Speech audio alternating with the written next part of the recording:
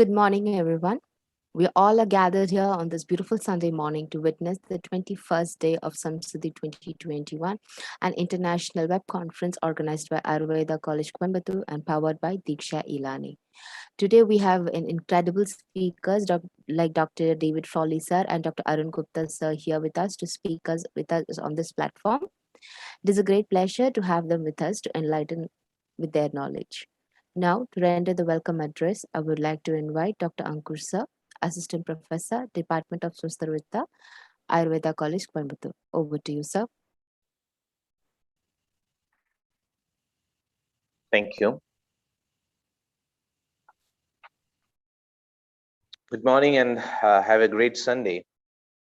And I feel honored to be invited to deliver this short welcome address.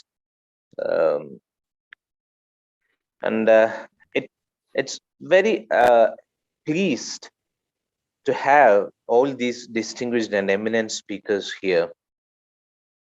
And with us, and I also welcome those of you who have been with us as well as those who are new to this great event, SAMSIDDHI. Today marks one of the great auspicious day of SAMSIDDHI, as we have got some of the renowned icons of Ayurveda globally too, especially the greatest global icon of Ayurveda and Yoga, that's Pandit Vamadeva Shastri, that's Dr. David Frawley. Pandit is a Western-born Vedacharya, and he includes in his unusual wide scope of studies of Ayurveda, Yoga, and Vedanta, and astrology, as well as the old Vedic teachings also. For his distinguished service of higher orders to India, he was granted the prestigious Padma Bhushan, the third great civilian award in 2015. And I although remember a great writer, Philip Goldberg, in his famous book named American Veda, has recognized Vamadeva Shastri as one of the main acharyas of Vedanta in the West. Due to his in search of knowledge and treasure about Ayurveda, we can see his followers in the social media platforms too, especially in Twitter. The times of golden age wisdom of ancient seas, rise Arjuna and awaken Bharata, Ayurveda mind and Ayurveda healing as some of his must-read books, which haunts the treasure search. Immense pleasure, gratitude and privilege. I welcome Acharya Vamadeva Shastri ji as well as Dr. Harisa and other distinguished guests to SAMSIDDHI. And I once again, on behalf of Ayurveda College and DIKSHA E-Platform, welcome everyone to hear the great thoughts by these legends. Thank you. Thank you, sir. Before going into the session, we have a very special guest here with us today. We have Dr. Hari Bhadoria, sir, with us, and I would like to invite sir to speak a few words. Before handing over, let me take a few moments to introduce sir. Sir is a former member of CCIM and former chairman of Registration Committee of CCIM. Sir retired as a Deputy Director, Ayurvedic Department, Uttar Pradesh. It's a great honor to have you here, sir. Over to you, sir.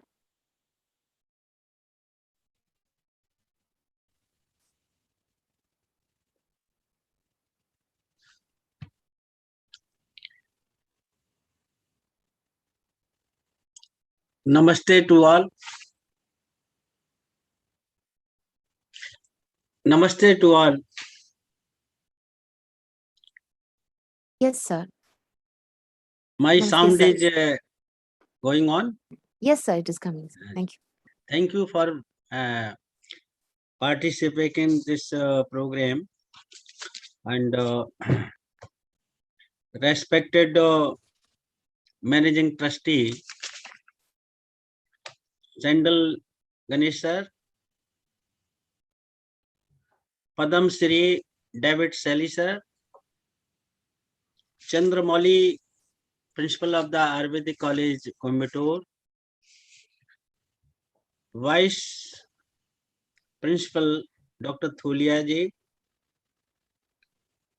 and all the team of DIKSHA Learning and organizing all the persons and participants in this program. I am very thankful to you. You have given such type of honor to me. And I am very glad to carry on the best program which back 43 sessions and 45 speakers gave the very good learning to the students, public. So this is good mission of the college and college team. I know this is the best college. Previously, I know the actually Ayurvedic deliberation and the Ayurvedic practice is carry on this college. I am very glad for this. Sanskrit in yoga and Ayurveda. This is the backbone of the Ayurveda. Ayurveda really globalized science. If we trust the follower and carrier of the Ayurveda, really very good science, who give the lesson to alive very cheerful, peaceful, mentally healthy, wealthy of the life. So I give the short message to all of persons that really the prevention and eradication of the disease, Ayurveda is the very good science. Really, at this time, the world is seeing ours towards ours. COVID, very dangerous disease. No treatment, but with the help of Ayurveda, we can protect ourselves from very dangerous disease, COVID. I will give some fundamentals of the Ayurveda. Just if we have the really immunity to fight against the any disease, we will be healthy. So Ayurveda has so many drugs which create the immunity inside our body and protect from very, very dangerous disease, such like COVID also. And Ayurveda and Government of India has proved this really Ayurveda is ready to fight against the COVID. All world is seeing towards yours. So immunity booster medicines just like short, people, kali mirch, dalchini, amla, harad, tulsi, giloy, ashwagandha. There are several medicines we take in the form of the quat, in the form of churn, in the form of vati. So several manufacturers is also extracting these drugs and making capsule also. So So very good immunity booster medicines are in the Ayurveda. Central government in Department of CCRS 64 Ayush tablet is also very good effect in COVID. Sansamanbati, Guduchi Bati, Anurtel and Haldi milk is always very useful to maintain the immunity. Chanpras is also very good to create the immunity and protect all cough. The same, you know, all are the Ayurvedic physicians. So I don't go in the detail of the protection of the Ayurveda. Including this, our Charya, Ritcharya, Dincharya, ये सारी, all the Charyaएं are very important in the life, which we should take, which we should avoid. This is all prescribed in the Ayurveda, especially in Charak, Viman Sansthan. There's so many dangerous diseases described. In the last, I am going to yoga. Yoga is the very, very good protective exercise to maintain our health, maintain our body. You know, we have two types of energy. One is the stored energy, just like ghee, tel, oils in our body, in form of the fat. This is called the stored energy. With the help of exercise, we dissolve or break such type of stored energy and become as a functional energy. And this is the immunity of the body. ADP, adenosine diphosphate, is break into the ATP, adenosine triphosphate, and energy. So we should do the regular exercise, just like Surya Namaskar, Anulom Vilom, and several Pranayama exercise. Really, this is the very good way of life.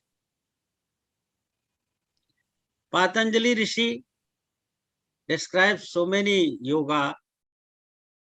So we will follow the yoga, and you will get the so many exercise, and you will get the so many lecture from the so many speakers of this session.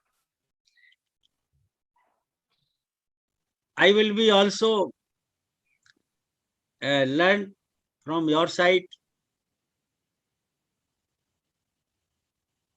In the last, if our hygienic process is very nice, our surrounding is clean, our window is open, oxygen transmission is fine, vegetables we are taking pure, organic food is always useful our body. So all the procedure which prescribed by the Ayurvedic physicians we should follow. The distance and mask is very essential because the world is going to the third layer of the COVID. So we should be ready for that. India is achieving very good vaccination process. So we are protect those who have not taken vaccines. They should take the vaccine. Vaccine is the very essential component for our body. Our government is very, very sincere for our health. So we should follow the guideline issued by the Ministry of Ayush. Then we will be protected from the COVID-19. I am very thankful to give the opportunity among yours by the management, principal of the college, vice principal of college, and team of DIKSHA educational career. So I wish to carry on the best views and aim to learn the best scholar and to the among peoples. So I am very thankful to you. Thank you very much. आप सबको बहुत बहुत धन्यवाद. Namaste. Namaste, sir. Thank you, sir. Now it's time for the first session of the day. We have an amazing speaker here with us, Dr. David Frawley, sir, to discuss on the topic, yoga and Ayurvedic psychology and their relevance in the present COVID pandemic era. Words will fall short in describing today's speaker, but before heading right into the session, let me take a few minutes to introduce sir to this platform. David Frawley, sir, born in 1950, is an American author, astrologer, Vedic Acharya, and proponent of Hindutva. Though largely an autodidact, Frawley studied under Dr. B.L. Vashta of Mumbai for a span about a decade, and had also obtained a Doctor of Oriental Medicine degree via correspondence course from an International Institute of Chinese Medicine, Santa Fe, New Mexico. In 2000, in his book, How I Became a Hindu, My Discovery of Vedic Dharma, Frawley details his move from a Catholic upbringing to embracing Hinduism and Vedic knowledge. Dr. Frawley, sir, is the founder and sole instructor at American Institute of Vedic Studies at Santa Fe, New Mexico, and is a former president of American Council of Vedic Astrology. He has written numerous books on the topics spanning the Vedas, Hinduism, yoga, Ayurveda, and Vedic astrology. His works have been popular among the common masses. In 2015, he was honored by the Government of India with Padma Bhushan, the third highest civilian award in India. Sir has also written numerous articles, books, and also been a co-author in numerous books. It is my great pleasure to introduce Sir to this platform. Before starting the session, I would like to go through a few of the basic instructions to be followed throughout the session. For uninterrupted class session, use laptop with high-speed internet connection. Please make sure your microphone is on mute to have a disturbance-free session. In case of any disruption, please check your internet connection firstly, and if the problem is within our network connection, kindly raise the issue in the chat box. Filling your full name to be displayed is appreciated. Any suggestion and queries can be sent in the chat box. For queries, the participants are requested to raise their hands. Now, without any further delay, let us start today's session. Over to you, sir. Namaste, Shri Gurubhyo Namaha. It is great honor for me to be with you. I am at the opposite side of the world and the opposite side of time, about 12 hours away from you in the southwestern United States. First of all, I would like to thank SAMSIDDHI International Conference for organizing these many lectures and for including me within it. And I'm very happy to be with the Ayurveda College Coimbatore, which is very famous throughout the world, kind of the heart, the global center of Ayurveda. And I'm glad to know the DIKSHA E-Learning is putting all this together. And I was very happy to hear Dr. Hari speak before me and welcome us all and give a good overview of what is going on. And again, I'm honored to be with these many luminaries of Ayurveda. I've been working with Ayurveda globally now for around 40 years. And I've worked with a number of institutions, East and West, North and South America, Europe, Russia. I've been throughout a lot of India and a lot of the Ayurvedic organizations. I've done programs with Ayush. And so Ayurveda is part of my overall background, but also extending to Vedic studies overall, yoga, Vedanta, Jyotish. I feel these should all be studied and understood together and also placed in the greater context of the Vedic sciences overall. That being said, we have a very interesting topic, yoga and Ayurveda psychology, and the relevance in the COVID pandemic era. Now, this COVID pandemic era is extraordinary. It is unforeseen. And so far, it has not been entirely, we haven't been entirely able to handle it. And of course, now we do have many vaccines which are helpful, but even the vaccines are not necessarily reducing the COVID epidemic altogether. It is still possible for people who are vaccinated to carry on to some degree, but the vaccine makes a very good and important difference and must be followed. I tend to look at the vaccine more as dealing with the acute side of the COVID disease. At the same time, it's not enough just to deal with the acute side of the disease, because this disease can come back again. Other forms of these diseases can arise over time. And so we have to have a new model and a new scope of wellness to cover it. So my view is that the Ayurveda deals with the long-term consequences, you might say the chronic aspect of the COVID pandemic. So we need both. We do need to have the vaccines to deal with what's happening today and to prevent the spread. We need the social distancing and the masks, but overall, we need to strengthen our individual and collective immunity, our ojas, our resistance to disease, as well as the procedures that help us do that. Because there's a lot of challenges we have today. For example, now a disease can spread through the airports throughout the world very quickly. Also, we can see that we have weakened immunities overall, many of us. Our urban environment is very stressful. Our diet, our way of life, our living apart from nature. So we see we are more vulnerable than we think.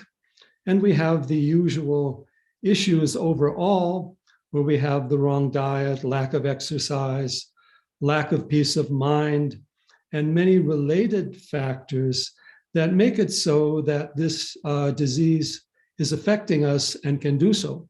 Now, that being said, every century has major diseases, and this happened in the previous century also. But today it surprised us quite a bit. Now, what I would like to do is also bring in the psychological aspect.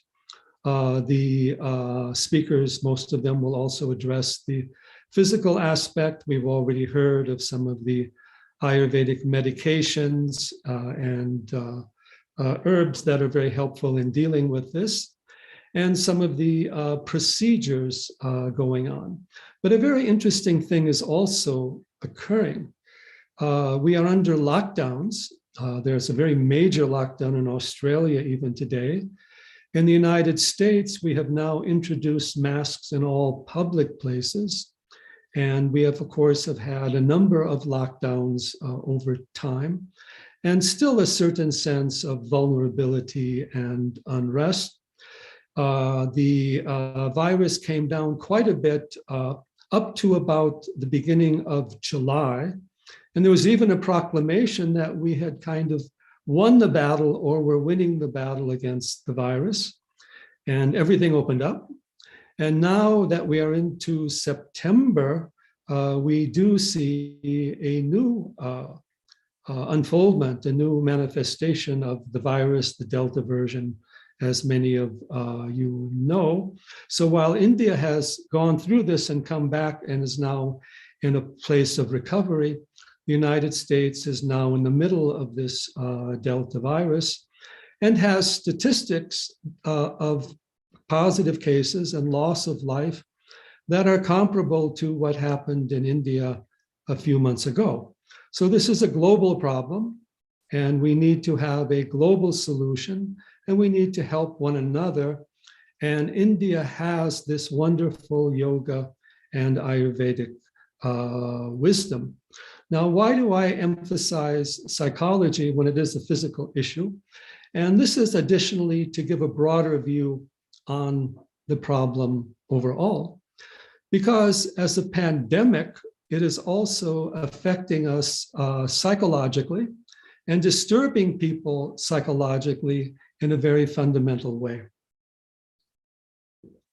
Loss of work, loss of income, loss of social contact, children at home, issues of fear, anxiety, panic are going on. So there's a lot of psychological unrest that is accompanying the disease, not only for people who have the disease or who test positive for it, who will have a lot of fear and anxiety, but also even in the general public.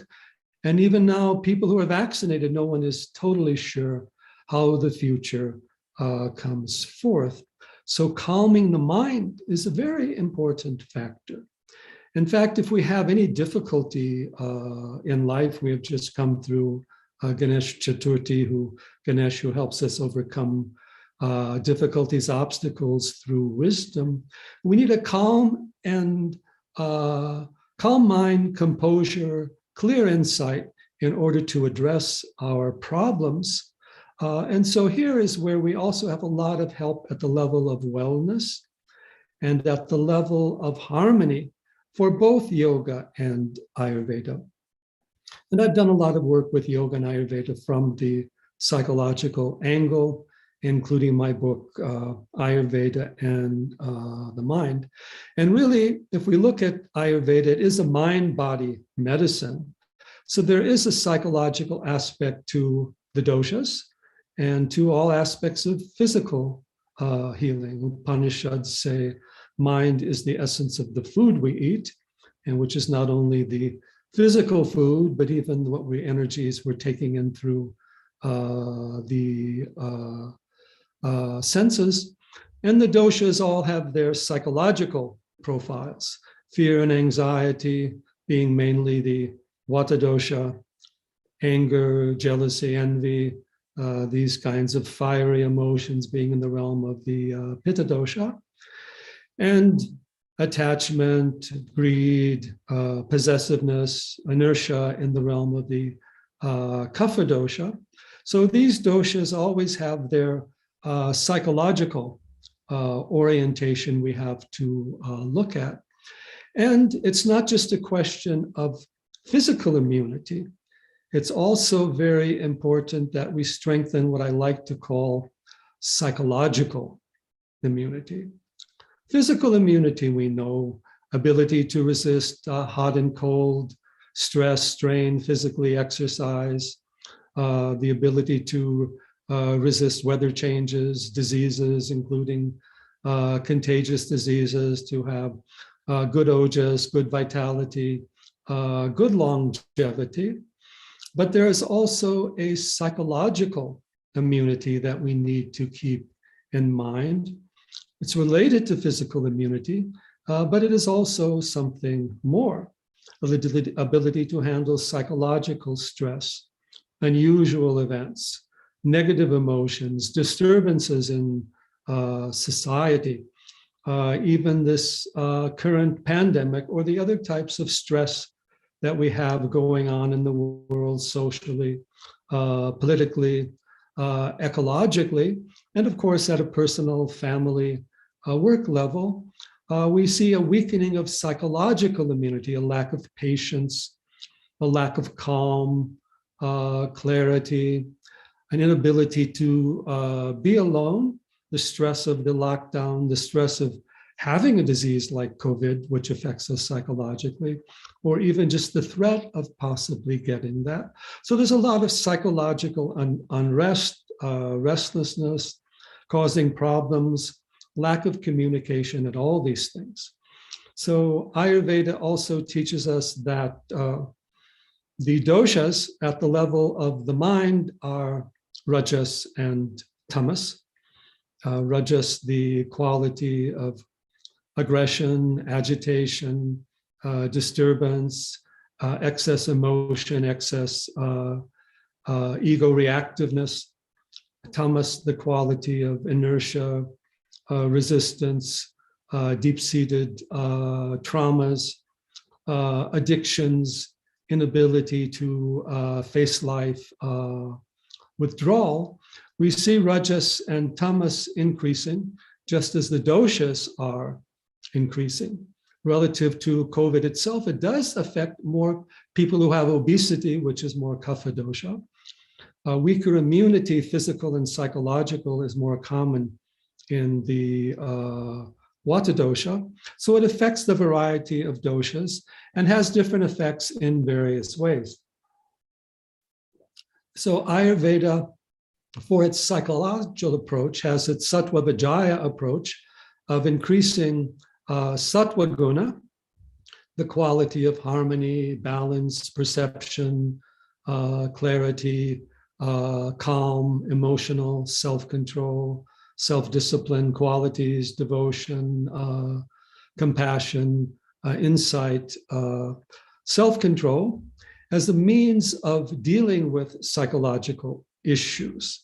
And these psychological issues are also treated mainly on the Ayurveda side with yoga, through Yoga Sutra's approach, Bhagavad Gita, through all 8 limbs of yoga, and also through the Ayurvedic treatment methods. We may discuss these a little bit more later. Whole set of herbs for the mind, medhya, rasayanas, for mental, psychological immunity. And a lot of these also increase the physical immunity, ashwagandha, brahmi, mandukaparni, vacha shankapushpi, jatamamsi, haritaki. There's so many of these, and they're available in so many forms. Gritams are very helpful, prash, avaleha, so many of these things, even simple milk decoctions, and many special proprietary medicines through different Ayurvedic companies, and very specially the role of Ayurvedic oils, Shirodhara, oils for the immune system or strengthening the psychology, Chandanadi, Balashwagandha, Maharanayan, Dhanvantaram. So many of these are out there, and all the basic methods of Ayurveda do help with the psychological issues as well.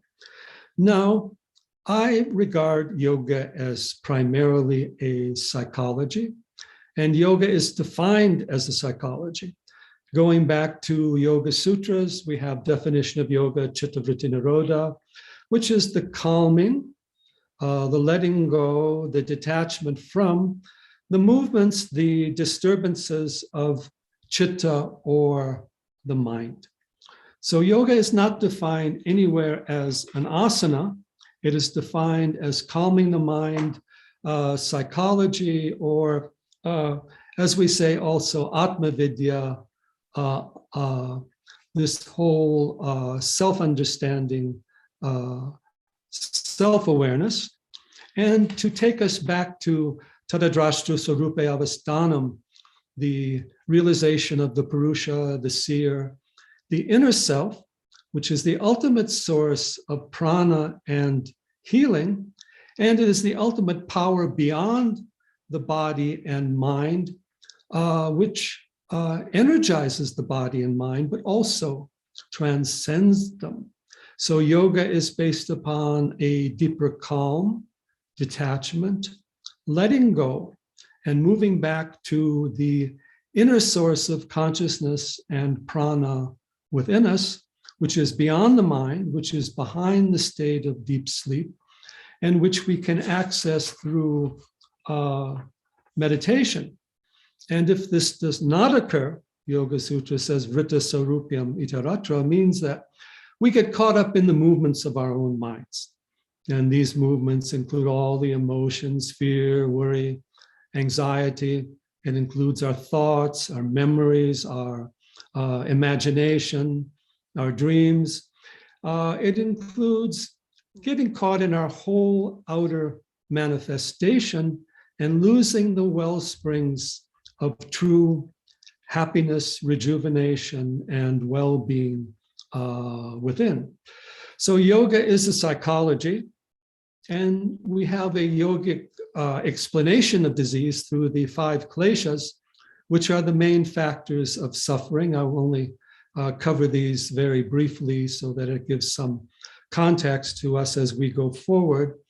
Avidya, not only ignorance in the ordinary sense, but lack of knowledge of our inner being, our true self, our essential nature, and what is the power, the light, the energy behind the body and the mind, but also which transcends them.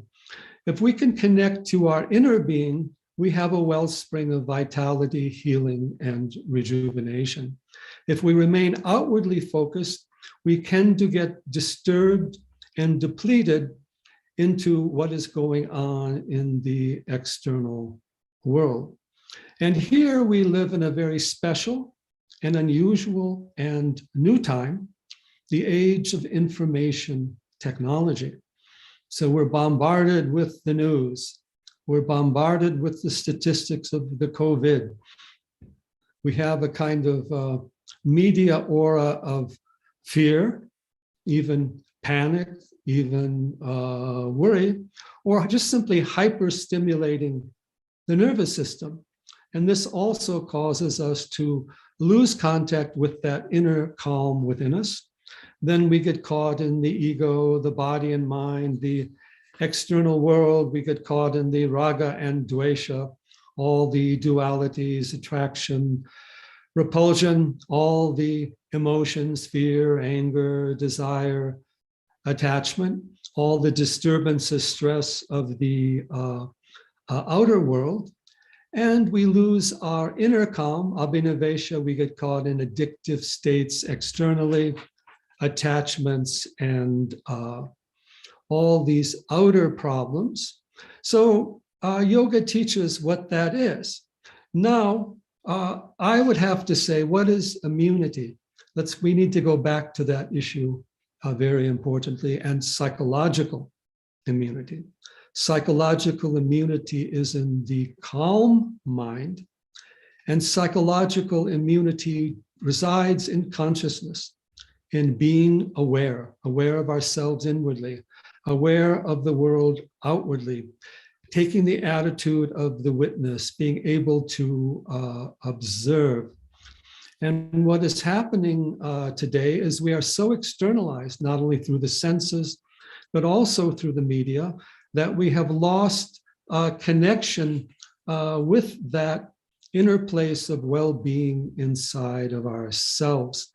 And one of the biggest problems we have today with psychological immunity is also relating to what is simply the power of attention. There's a very simple way to measure your psychological immunity, and that is through your power of attention. How long can you hold your attention consistently at a significant focus without becoming disturbed, without your mind wandering? and without being drawn into something external. For true power of attention, it should be able to go on for 15 minutes, for half an hour, even an hour. This is called Dharana in yoga, or Dharana Shakti, power of Dharana. And what we have today is a society in which we're weakening and destroying the power of attention. We have so many attention issues, attention deficit, hypersensitivity in children, because we aren't cultivating the power of attention, which is also the power of learning. We are simply getting lost in outer detail. Now we have a millisecond attention, or less than a second attention, because we're constantly being disturbed from the outside, which creates greater stress and vulnerability. So we have to begin with a yogic and Ayurvedic lifestyle. Yamas and niyamas, which you all well know, are principles of psychological health and well-being. They are not only the principles of yoga practice, and they are part of the dharmic living we need. We also need to follow our Ayurvedic lifestyle relative to our dosha, dinachara, rituchara, stages of life. We also need to live a life in harmony with nature, fresh air, fresh impressions. The mind imitates its environment. The mind heals itself with space, with natural impressions, the trees, the waters, the sky, the sun, the moon, the stars. So we have to honor those powers of nature as well.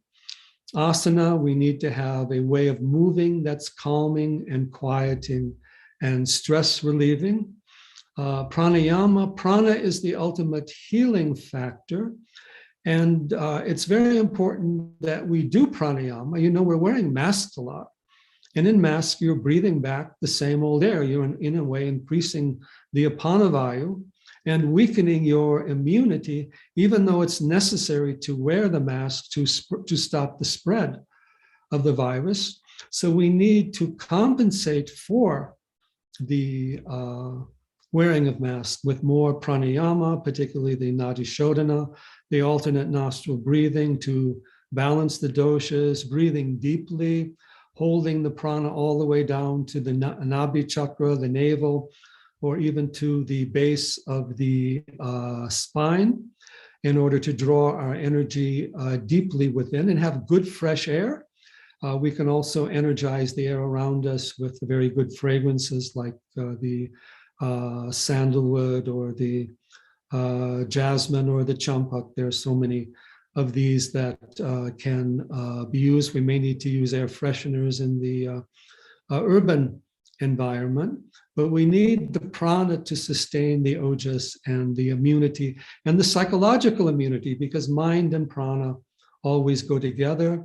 And we can also relieve our stress and anxiety through exhaling it away and removing it through the prana.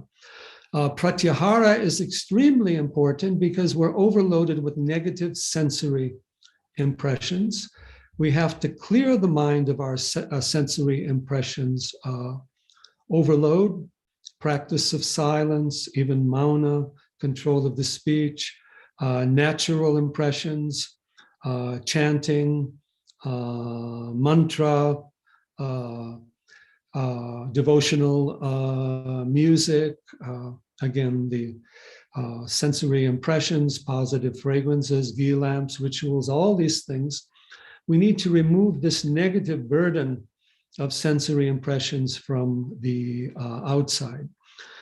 Back to the Dharana, we need to cultivate a power of attention to calm the mind and turn the mind within, and again, be able to witness and observe what is happening.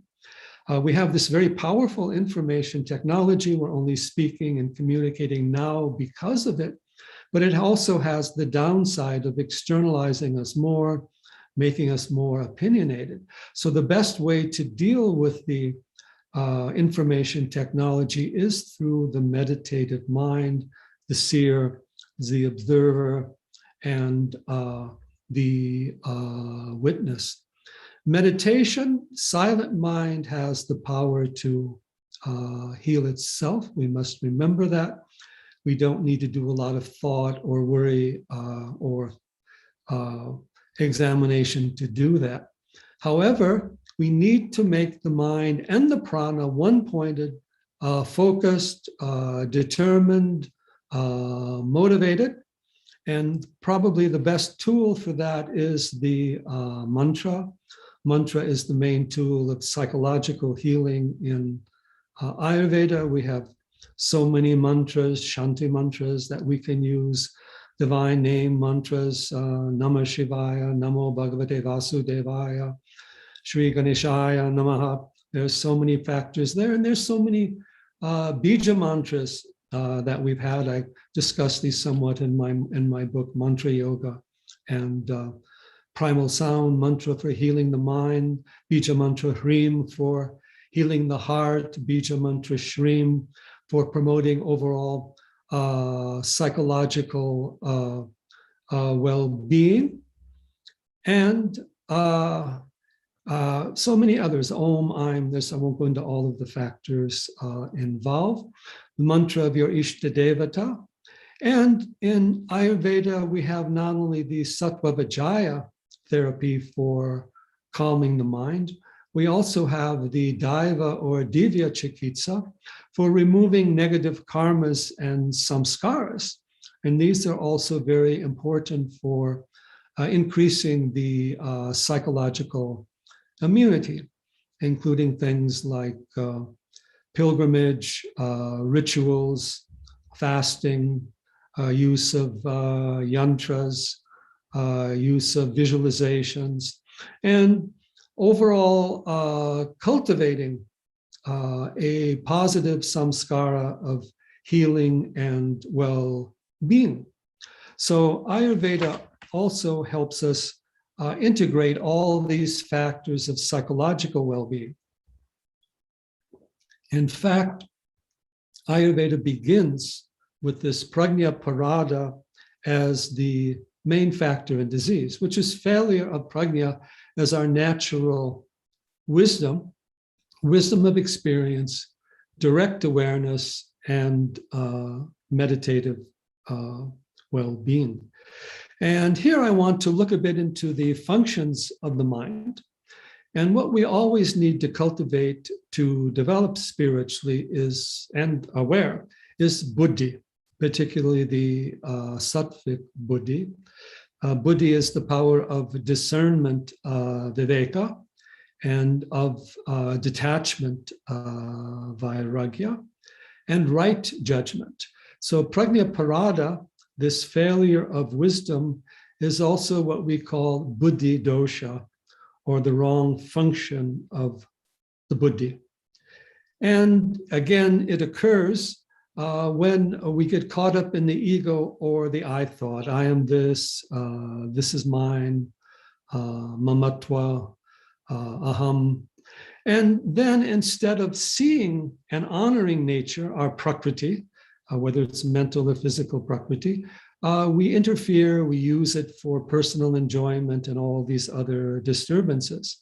So buddhi dosha, or prajna parada, leads to what I call the chitta dushti, or damage or toxicity in chitta as the mental sphere, the sphere of conditioned consciousness, and even the memory and the subconscious mind. So we make wrong judgments. We think the food that is bad for us is good for us, that the behavior that's bad for us is good for us, and so forth. And then these become satmya, they become integrated into our subconscious mind, and we automatically go into these.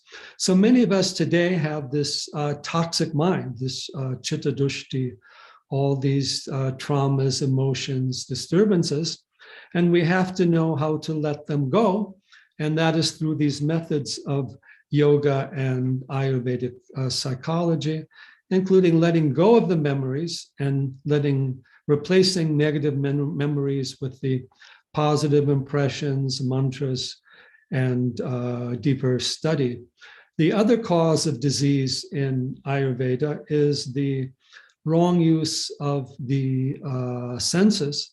And again, our society is full of that because we have so many sensory distortions and virtual realities we can get into.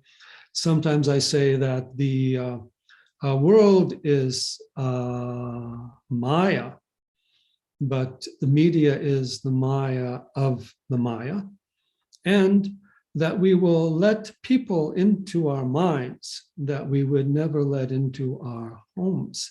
So we have a lot of disturbances of the mind and the senses that way, and wrong use of the senses. So we have to compensate, again, with natural sensory impressions, retreat into nature. I know in our urban environment, we can't do that so much, but we can again use chanting rituals because the wrong use of the senses disturbs the mind. And then also with this disturbances, we have the pranadushti, or the disturbance of the prana overall. And that is a major problem. It's not just disturbance of the breath. Prana is not simply the breath, it's the flow of the vital energy, which is connected to the emotions, which is connected to our sleep patterns. Lack of deep sleep is one of the main things that weakens both physical and psychological immunity. So our daily sleep patterns, going to sleep early, waking up early in the morning, however difficult that may be, clearing the mind of negative impressions before sleep, moving into mantra, meditation, calming our awareness. And then as we get up in the morning, also positive affirmations, mantra, exercise, pranayama, protecting our lifestyle at both ends of the day, before sleep and getting up in the morning, renewing our prana throughout the day, mantric practices, and maintaining a positive attitude, motivation, and direction of life overall, and faith in ourselves. And again, our constant daily life regimen. Ayurveda is also what we call a behavioral medicine. I have recently brought out another book on this factor, the art and science of the Vedic counseling. And Ayurveda as a behavioral medicine is teaching that how we act and live on a daily basis is the main factor of our well-being, not simply the medicines we take or the therapies that we undergo, however important these are. So we also need to have a positive sense of wellness. And wellness is also psychological. If we don't have a positive attitude in life, then we are not going to get well or do better on any particular level. And right communication. And so we also have to maintain proper relationship, harmony, satsanga, proper association, and a willingness to communicate and share with other people, friends, family. There are so many difficult challenges that we have to do. Modern medicine in the West is recognizing the importance of the behavioral medicine, but it lacks the model of the doshas, the model of the gunas to show how this should be done, balancing our dosha and also increasing the sattva guna in our lives. I always say we have to understand both the gunas and the doshas within us. Then we have both the factors for making a pinpoint examination. Overall, we all need to increase sattva guna, but there's always a lot of rajas and tamas in our lives. And I have to say, we have to understand human life is very difficult. We're at a critical stage in society. We need compassion, we need devotion, we need positive attitudes. Yoga also teaches us the Pratipaksha Bhavana, which is countering negative emotions with positive feelings, hatred with love, fear with fearlessness, anger and aggression with peace, and forgiveness. We must learn how to observe and monitor our own minds. We must learn how to awaken our buddhi, or inner intelligence, to examine and observe what is happening in the outer mind and senses.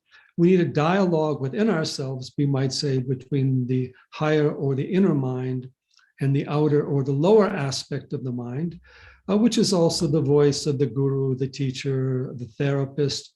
So we can see, what are we doing with our minds? If we are worrying all day long, it has a certain distorting effect on our mental awareness overall. If we are holding into anger, we're building an angry mind. If we are trapped in always thinking about the pandemic, we have a pandemic mind. We then have to remember we need the space and the silence within the mind in order to bring about the healing. In fact, most healing occurs where there's some greater function of inaction, rest, non-doing, turning within, and we have to be in a receptive mode to hold to or follow any particular therapy. And here, yoga and Ayurveda have the rasayana chikitsa, rejuvenation. In fact, yoga is one of the best things of rejuvenation for body and mind. But again, emphasizing yoga is psychology, yoga is meditation. Yoga is getting rid of our kleshas or afflictions or stress. Even pranayama is about letting go of the pranic knots in the body. Of course, many of them are in the Nabhi chakra or the navel region, but they're also the hridaya granthi, or the knots of the heart, at a more psychological and emotional level that we read about via Upanishads and via the deeper teachings. And accessing a higher prana. Prana pervades all of nature. There's the prana behind deep sleep. There's the prana in nature. There is the universal prana. There is the prana in the silent mind. Yoga access to cultivate the kumbhaka, or the deeper holding of the breath and the deeper breathing in order to access an inner prana. And also, if we can learn to observe our breathing pattern, that itself is a type of pranayama. And that is also a type of, you might say, kumbhaka of the mind. Then we allow the prana to naturally deepen. There are many mantras that help in the process, hamsa mantras. I have a very favorite mantra called the Param Jyoti mantra to the Supreme Light, which is Om, Hrim, Hamsa, Soham, Swaha. Om is the cosmic prana. Hrim is the prana of the heart, the spiritual heart, even deep sleep. Hamsa and Soham are the sounds of prana. Soham as the inhalation, exhalation, the lunar aspect soma of prana. Hamsa, inhalation, exhalation, the solar aspect, the aham. Swaha, the great Agni force, prana force of healing. And we have the overall need to connect to our true self, Purusha or Atma. Again, the witness consciousness. If we can observe our negative emotions, that very state of observation lets them go. People talk about detachment today, and we often try to pretend we're not attached or try not to be attached. A detachment begins with honestly accepting and observing our attachments. Because once you observe something, the space of seeing creates the beginning of detachment. And the more we hold to that honest and aware seeing, the more natural detachment arises, which is not being inconsiderate. We have to be aware of what is going on. Detachment means we're aware of what is going on without any emotional or mental distortion on our side, which means we have greater responsibility. And psychological immunity and psychological well-being also rests upon what we call assuming karmic responsibility in life. Who we are individually and collectively is a result of our own karmas. There are many negative forces in the world. We are connected together. There are many factors that can disturb us. There are much factors, a lot of rajas and tamas in the world around us. But ultimately, we are responsible for who we are and how we react to things. We should not play the victim. We should not think that the world owes us.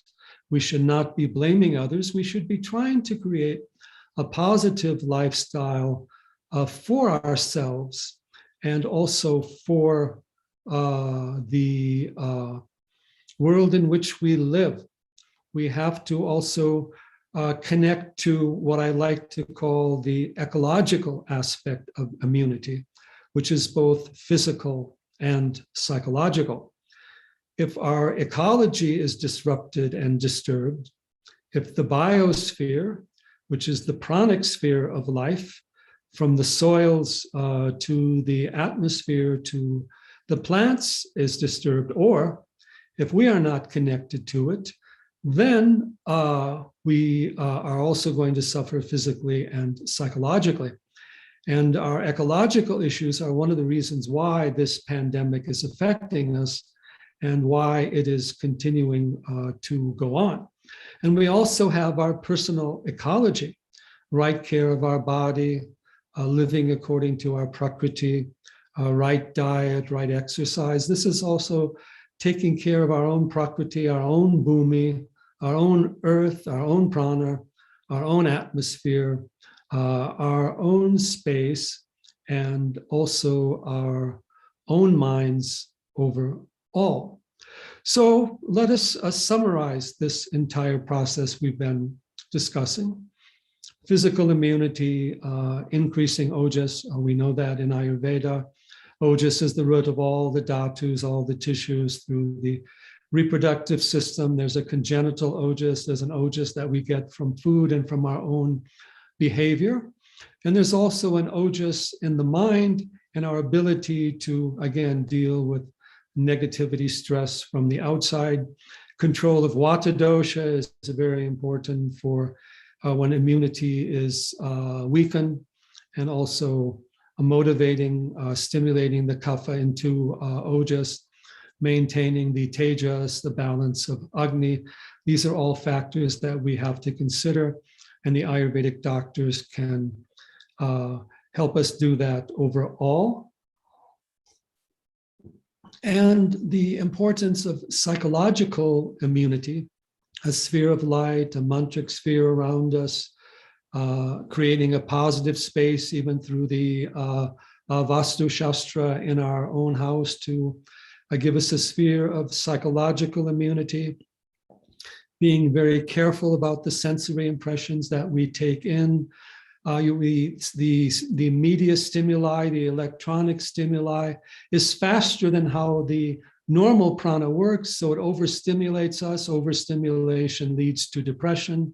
We have an epidemic of depression that's going on along with not only the pandemic, but even with our overstimulated life. If you have too much stimulation, that stimulation eventually wears you out. So countering depression is also very important. Stimulating aromatic oils, pranayama, positive impressions, positive sankalpa, mantra, meditation. There are so many factors going on here. And the overall factor is we have to go back to following yoga and Ayurveda in our daily lives to build our physical and psychological immunity, while following the vaccination, the social distancing that we need, and being careful externally, and also creating a very positive prana in our environment, and being active, proactive in dealing with these issues. And never let any negativity overcome us. When we deal with obstacles, we have to be more aware, more calm. So that means that when we see difficulties arising, we respond by inner strength, not by giving up, not by panic, not by fear. And here the media has to be more responsible, and the media has to also encourage this inner strength and encourage us a positive state of mind, going beyond fear, recognizing that there are divine powers within us, there are universal forces within and around us. The entire universe dwells within us, as Upanishads say. So do not forget the psychological immunity along with the physical immunity. And remember the role of yoga and Ayurveda to give us a higher prana, a higher awareness, a better way to use our senses, mantra, visualization, so many things, awakening inner powers of seeing and hearing. Let the challenge of the pandemic also arouse us to our higher inner potentials and our deeper purpose in life, and not just simply make us disturbed or worried, and not let us think that doing something outward is enough. Again, don't want to downplay the vaccination at all. It is essential, but it's also essential we create positive well-being for body and mind through yoga and meditation along with that. And remember too, strengthening the circulatory and nervous system and respiratory system. People with weakened systems there tend to have more vulnerability to the COVID. So even just preventative measures, whether you've had the vaccination, the yoga and Ayurveda helps quite a bit. Pranayama, mantra, meditation, pratyahara, and all these important Ayurvedic herbs that have been recommended both for the mind and the body need to be taken regularly, along with the positive sattvic and dosha reducing lifestyle overall. And if this occurs, we will develop a more powerful immunity for the future, and the deeper intelligence and consciousness that we need, not only to handle the pandemic, but to handle all the challenges of the information technology and this new era we're rapidly moving into. And here I also want to close with mentioning the importance of the children and giving them the positive prana, the activity, the positive sensory impressions, the learning process, cultivating attention. Children are our future, and Ayurveda and yoga have many ways of helping the children grow, and also educate your children in yoga, Ayurveda, Vedanta, not just in these outer aspects, and bring our entire life back into harmony with the powers of Dharma, the powers of healing, the wisdom of the rishis and the sages overall. So I think we may have a few minutes for questions or other concerns, considerations. So with these words, I will close my lecture. I again thank the Ayurveda College, Coimbatore. I have been in that area before, also with Swami Dayananda, also with Krishna Kumar, and I've been connected to South India, Bangalore, Kerala for all these things as well. I look forward to visiting you in the future, and let us take the inspiration and the wisdom of Ayurveda and yoga forward. And it is essential for all humanity and for the entire world, for optimal healing, consciousness, and self-realization. Shri Gurubhyo Namaha. Hari Om Tat Sat.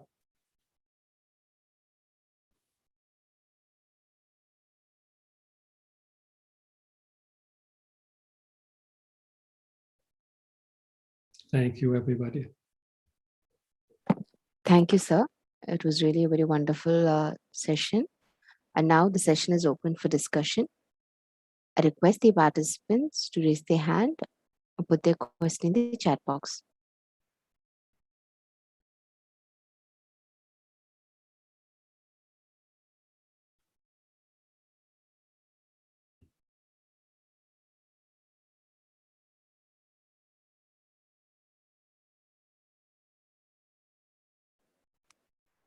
Participants with any questions are requested to raise their hand or put their question in the chat box.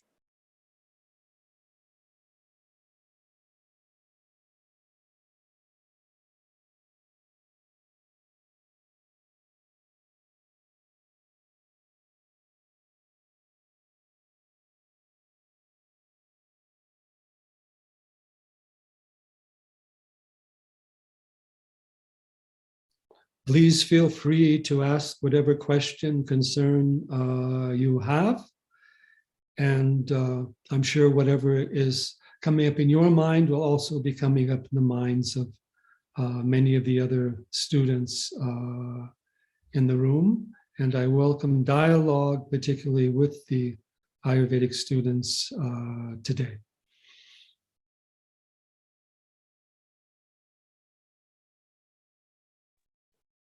Participants, I would request the participants to take this as an opportunity to interact with Dr. David, sir, and feel free to ask their questions.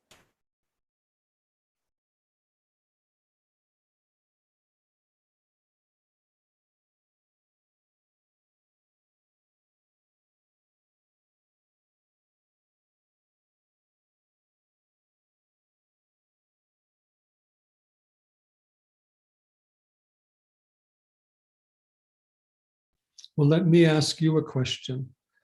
Can you relate to me what you think is the most important thing we should do in our daily lives through yoga and Ayurveda to deal with the difficulties the pandemic is bringing to us? What do you have to offer to the dialogue?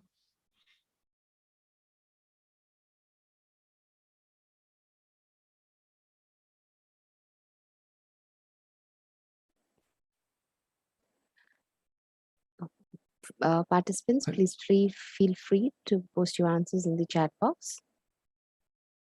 I saw had some question arising between Chitta and Manas. Yes, sir. Chitta and Manas difference. Yeah, so I want to address, that's important. We have various nomenclatures in the literature. We have this term Antakarana for the four functions of the mind, Chitta, Buddhi, Manas, Ahankara. And in Yoga Sutras, we have the term Chitta is basically used for Antakarana overall, and also Chitta as Sattvic, Rajasic, or Tamasic. And often sometimes we find Manas as a general term for the mind. In a lot of the literature, Chitta refers to the deeper core aspect of the mind. Sometimes it is the memory, and sometimes it goes as far as Anandamaya Kosha, and also the deeper core of karmas and samskaras within us, or the subliminal inner aspect of the mind, while the manas is the outer aspect of the mind through the senses. Manas is twofold as a sensory and the motor organ. It organizes sensory impressions, but it also develops and motivates the motor organs, starting with speech. So it allows us to organize all of our impressions. So the Chitta holds all the memories that we have, including all of our habits, compulsions, samskaras, whereas the Manas, as the outer mind, regulates the senses that come into us. So this wrong use of the senses is a dysfunction of the Manas, the lack of inner wisdom is a kind of a damage, or we say the chitta dushti. So we need the function of buddhi. Buddhi is the discerning factor, so that what comes in through the senses, we have some sort of a judgment for. You don't let anything come into your house. You have to have a discernment who comes in, who doesn't come in. So we need that inner intelligence to judge sensory impressions, what dosha they're affecting, what gunas they are bringing in. And again, today with the sensory overload, we're easily disturbing ourselves inwardly and causing more emotional toxicity. And even collectively in the pandemic, there's a lot of collective emotional or psychological toxicity because of fear, anxiety, panic. And just as viruses can become contagious and become disturbed, even negative emotions can be so. So we need that inner collectedness and self-control so that we can see what's happening outwardly, but maintain an inner calm in the process. We need to have a right use of the functions of the mind, manas, sensory function, buddhi, intelligence function. Manas brings in information, but buddhi is determining the quality and determines what is the wisdom or what we should do with that information. Because information is not wisdom in itself, it is just data, can be looked at in different ways. We need to have strong dharmic values in the buddhi, and then we'll build up an inner consciousness or chitta that is sattvic, that is calm, clarity, peace, rather than just all these emotional, psychological, and personal disturbances. Thank you, Okay, sir. here's the question. Yes. Sir, yes, sir, there is another question, sir. So any pattern can be discerned to know which triguna is predominant in the fruits, vegetables that one's use in day-to-day life? Well, the question of gunas relative to food is not just in the natural quality of the food, but also in, of course, how we prepare and take the food. Natural food, of course, tends to be sattvic in nature, but it also has its effect relative to the vata, pitta, kapha. And generally, we look at meat or food that's based upon killing or harming a animal as having more potentially tamasic qualities. We also look upon food that is maybe too overly spiced. Sometimes garlic, onions are looked upon as having some tamasic qualities. I would not relate that equal to meat or anything like that. Over spicy food and then greasy, oily things, overeating, it also tends to breed some degree of tamas.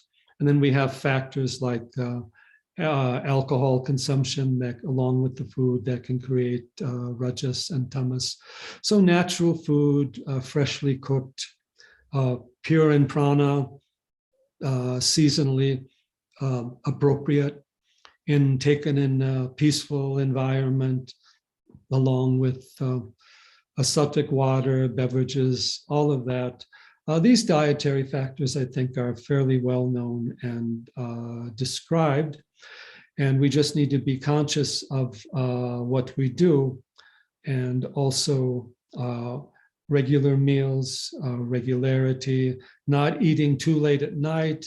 I know that in India, people tend to eat after sunset and even way late at night, heavy, oily food, excess sugar, all these things. This is not very helpful to our overall well-being. So we have to also adjust the factors of eating as well as the types of food we eat, and preparing them without too many, again, spicy, oily factors, and more the natural taste of the food overall. And as I said, it also matters the sensory impressions we take in. We shouldn't be taking a lot of violence and disturbance through the senses. We should also have a more meditative, natural awareness, chanting, mantra, meditation, satsangs, natural impressions as much as we can. So we bring into the mind what calms the mind. That is very important. And we'd also express through the mind positive thoughts, speech, being pleasant and considerate with others. So these are a lot of the factors that are important to our psychological well-being, and particularly important today. Thank you, sir. So there is another question. So what are small habits that we should develop to increase power of attention and to practice detachment in busy daily life? Yes. Well, what is we first of all have to consider what are we most engaging our mind with during the day? If you are chopping potatoes all day long, you dream of chopping potatoes at night. If we are watching disturbed movies that comes out at night, your dreams will also reflect your mental digestion. The main thing is to be cultivating moment by moment awareness, being aware and conscious in what you do. Some things, of course, we can do. We don't have to be totally engrossed in something to do it, like driving a car. You can still have your inner attention free. So a simple thing is to have a prime mantra that you hold to during the day and go back to that mantra when your mind becomes disturbed. The other thing is to give appropriate attention to what it is that you have to do, but regard whatever you do as a kind of karma yoga. Karma yoga doesn't mean that we are acting without considering the results of what we do. It means we act in such a way that we offer the results of what we do for the benefit of all. You do your highest for the divine or for the benefit of all. So taking a more karma yoga attitude for life and action, practicing mantra, and take pranayama breaks during the day if you can, to kind of clear out the prana and restore the powers of circulation, as well as taking your appropriate Ayurvedic herbs and formulas for well-being. There's many things that we can do. Hari Om. Thank you, sir. So moving to the next question. So which mantra is more useful in COVID-19 anxiety situation? Well, we have to understand it's not just a question of which mantra, but also how we use the mantra. There are many mantras which are there, and mantras used for different purposes. Whatever one's Ishta Devata is, the mantra of that Ishta Devata becomes important for the person for everything possible. There are also many Shanti mantras, and there are also certain even deity forms. Lord Shiva is the Devata who governs the peace of mind, Shanti, but any Devata form will bring Shanti. Ganesha helps us overcome obstacles, which includes the diseases in life, but any Devata form with the proper attitude and devotion gives us inner healing and inner connection. In terms of bija mantras, we talked about Hrim as connecting us to the core prana and awareness in the heart. Shrim as promoting overall well-being and harmony. There are many other bija mantras that can be used for specific purposes. But again, it's not just the type of the mantra, it's our own inspiration and dedication that we put into it. The mantra Om clears out negative energy, and then we can then add the mantras to it.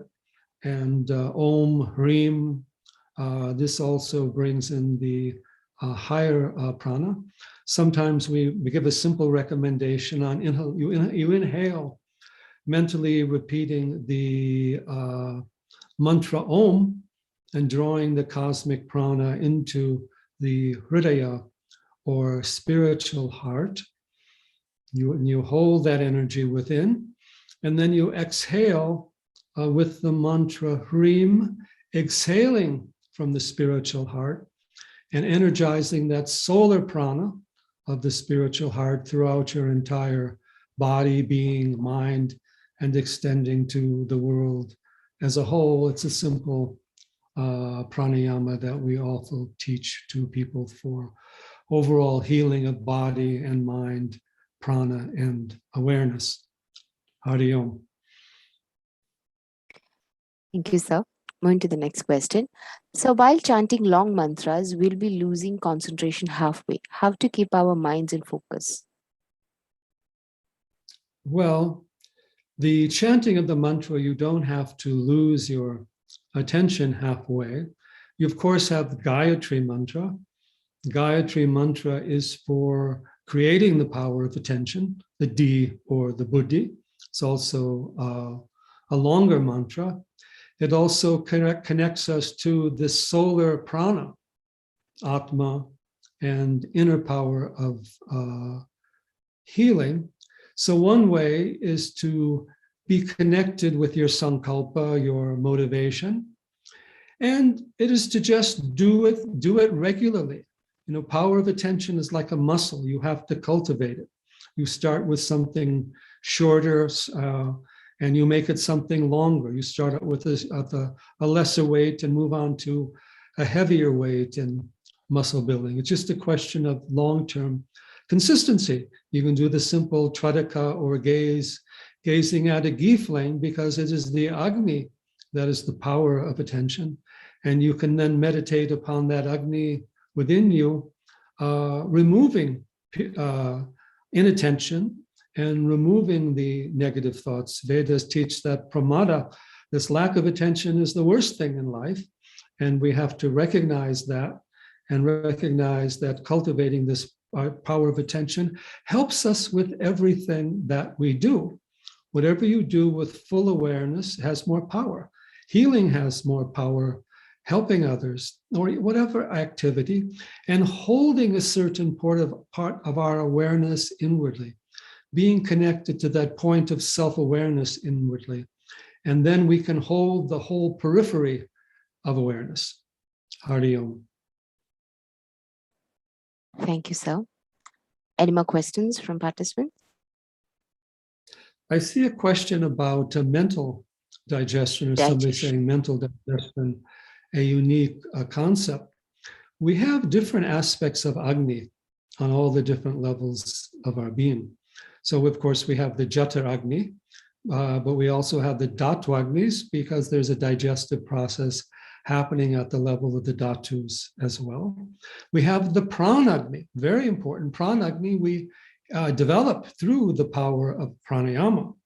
The Kumbhaka is where the Prana Agni comes up. And for mental digestion, the buddhi is the Agni at the level of the mind, the prajna, determining what is right or wrong, true or false, dharmic or adharmic, appropriate or inappropriate. You don't stick your hand into a fire because you know you're going to get burned. You've learned that. To cultivate the buddhi, or the Agni of the mind, you have to see long-term consequences of what you do. Because, for example, wrong diet, it may show itself as a disease that occurs later on in life, or later on seasonally, not immediately. So we have to cultivate that relationship between a cause and effect. So mental digestion depends upon power of attention, power of buddhi.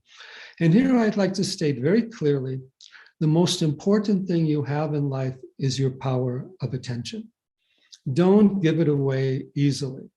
And whatever you give your power of attention away to affects you. If it's a learning process, if it's the teacher, a teaching, it's very good to give your power of attention to a higher influence. But if we give a power of attention away thoughtlessly to disturbances, external sensations only, what happens? We get hit by commercialization, advertising, propaganda. We get controlled by the media. We get controlled by the external world.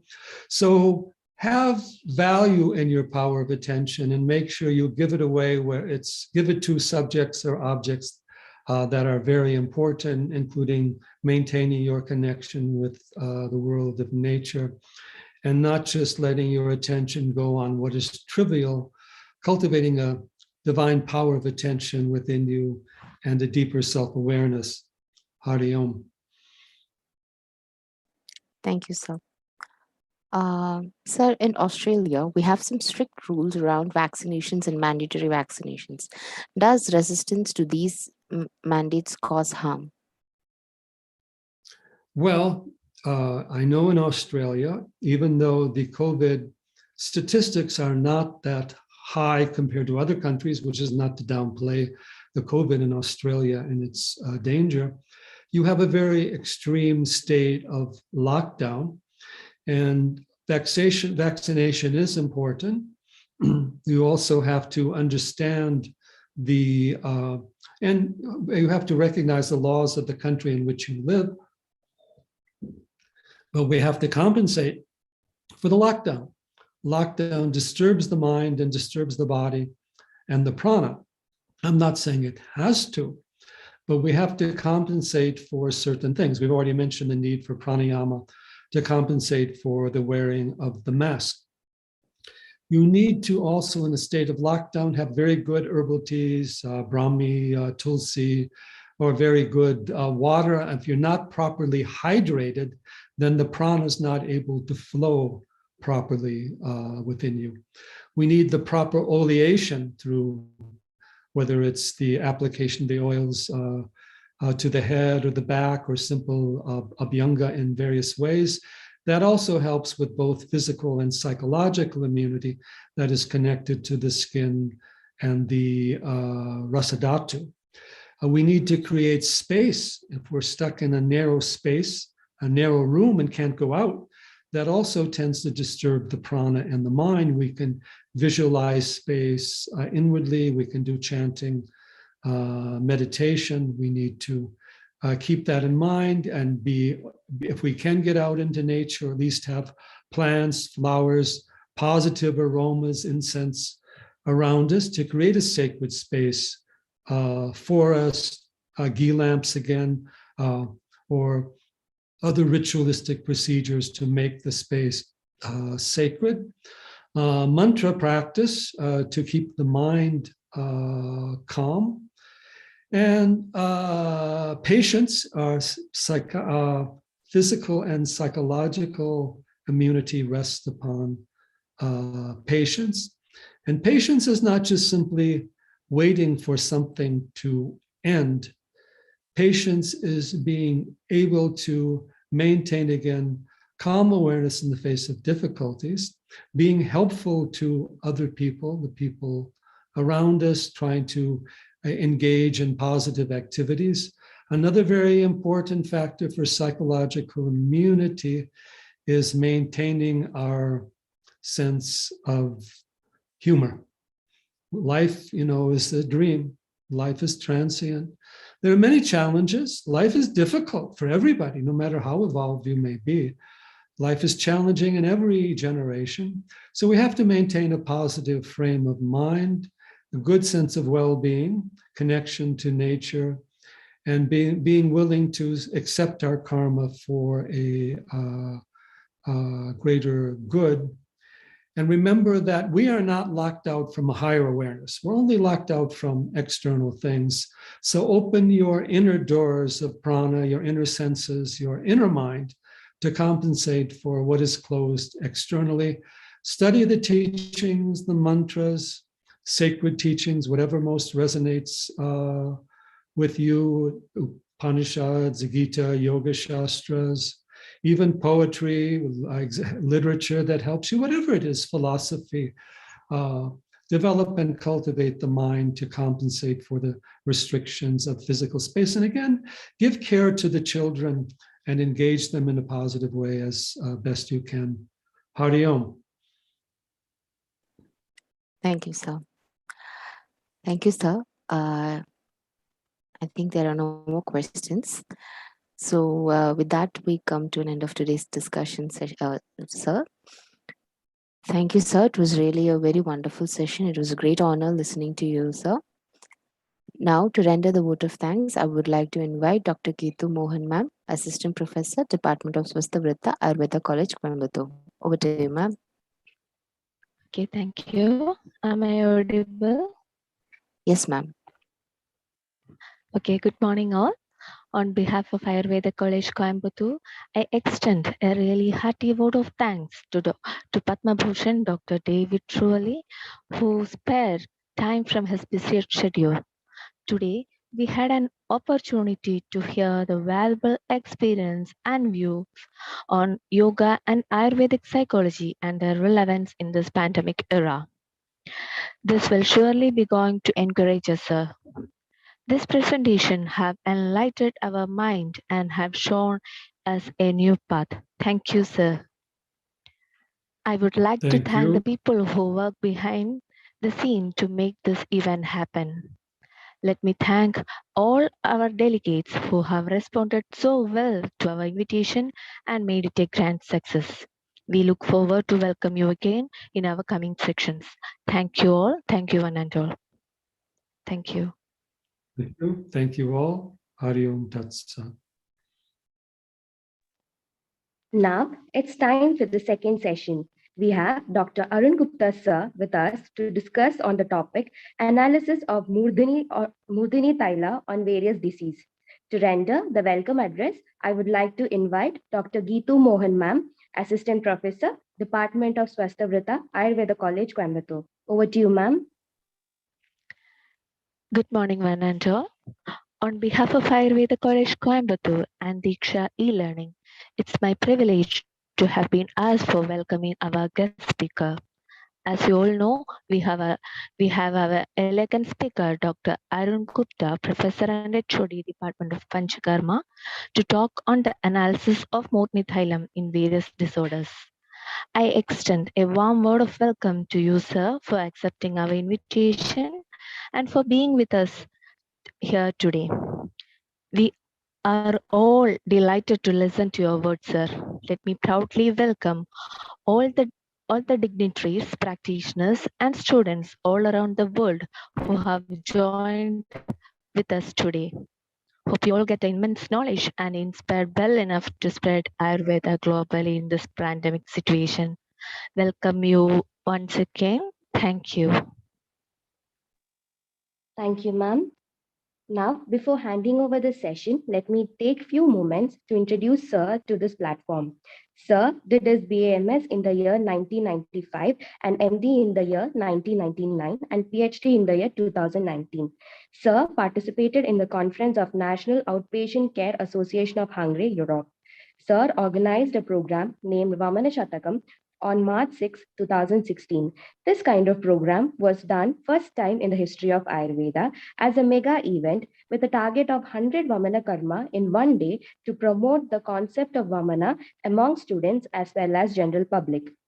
Similar program was conducted on 5th March 2017 and got recorded in India Book of Records for maximum 142 number of patients undergoing Vamana therapy in a single day. Sir has published 2 books and published 27 research papers. Sir has presented papers in numerous national and international seminar and CME programs. It is a great honor to have you here, sir. Over to you, sir. Thank you, ma'am. My thanks to Ayurveda College Coimbatore and DIKSHA E-Learning for organizing such a mammoth mega event and enriching all the public, students, teachers with the knowledge from the great scholars. I've been watching this since last 1 month, and I am also privileged to listen to many speakers. So today also speaking after David Frolle sir, it's an honor for me. So my dear students, coming back to the topic, Murdhini Tel. Murdhini Tel, though it is very well practiced in the southern part of India, but unfortunately in northern part of India, it is practiced in a very primitive way. So generally, the main two procedures that are being used are only Shirobhanga and Shirodhara, but the other concepts are generally ignored because of the lack of knowledge about their benefits. Like most of the students, they are struggling to find out, and most of the physicians are also not able to decide that which procedure we should do in which condition and why. What is the importance of say Shirobasti over Shiro Abhyang, and why we should do this? So I will try to clarify some points that I was able to gather in the past years of my practice, and the knowledge that we gathered from my students also, and from my teachers also, and from my colleagues also.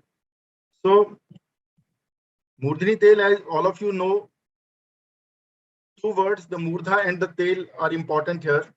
So we have to understand the importance of the Murdha and the importance of the oil.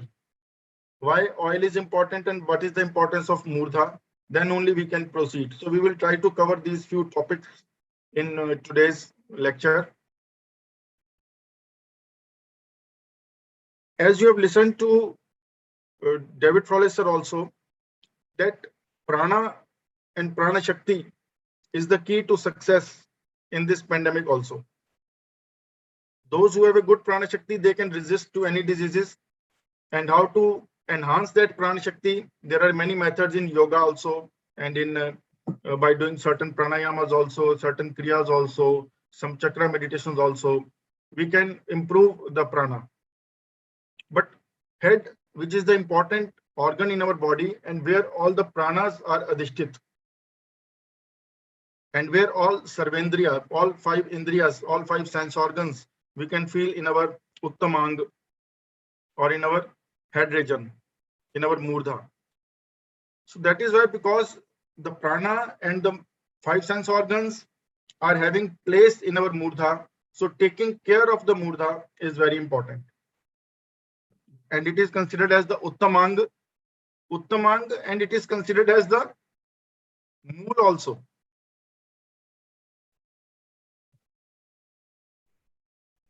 As per the Ashtanga Hriday, Urdhu Moolam Adhay Shakha Rishya Purusham Vidu Mool Praharina Tasmad Rogan Shigra Taram Jayat.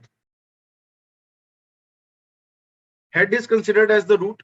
In some where the Shastrakar has considered the colon as the root, and from colon they have given the instructions to give a lot of medicines to nourish the body also and to detoxify the body also. Similarly, the head is also considered as the moola, and the shakha are considered as the adhay body, the lower portions of the body. Like there are two kind of plants also, one which are taking the nourishment from the air, and other which are taking nourishment from the roots. Similarly, human body can be nourished from the head also, and human body can be nourished from the colon also. Then Murdhini Tel. Why Tel? Because Sneha Saro Ayam Purusha Pranascha Sneh Bhuvishta Sneh Sadhyascha Bhavanti. So it is considered by the rishis that we are made up of the Sneha. This Purush is a Snehsar, and it can be sadhya only by using the Sneh. So that in modern science, they consider that there is a phospholipid bilayer on each cell. So every cell is made up of the fat, made up of the Sneh, and taking care of that Sneh is the key to success, to improve our prana and to increase the, to help cure the diseases. What are the benefits?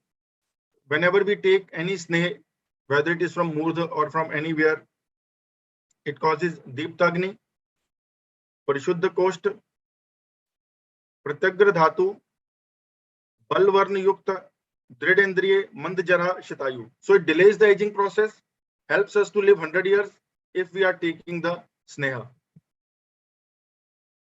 So Murdhini Tel, which is a group of the 4 therapies, having application of medicated oils. Like we protect our head by wearing a helmet from the accident, similarly we can protect from diseases by wearing various kind of Murdhani telas. They help a lot. And as we know that all these Murdhani telas, they are Uttarotar Guru. Shirobhang is better than Shirobasti is better than Shiropichu, Shiropichu is better than Shirosek, and Shirosek is better than Shirobhang. These four are considered to be more potent when we go further. So what are the benefits of the Murdhani Tel? As per Acharya Charak, Nitya Sneha Ardra Shirsaha. Sneha Ardra Shirsaha, when our head is covered with a lot of oil, then these kind of things cannot happen. There cannot be any headache. We can save ourselves from baldness, graying of hair and hair fall.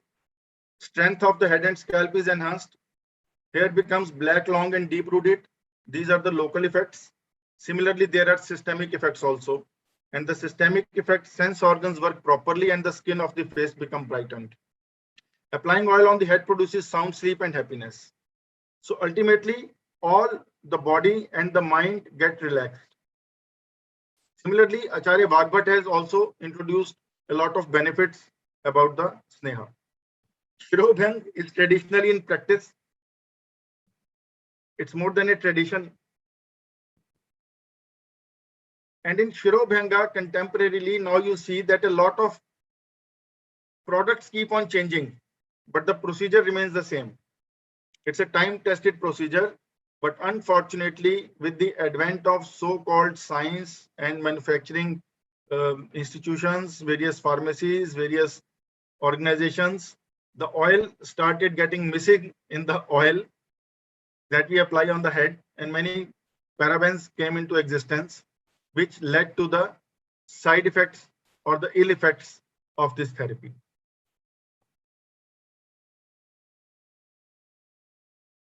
In Sushruta Samhita also, it is written that application of oil over scalp provides a lot of benefits, which includes softer, voluminous, longer, darker hair, pleasure to the head region, pleasant skin of face, and nourishment of the sense organs.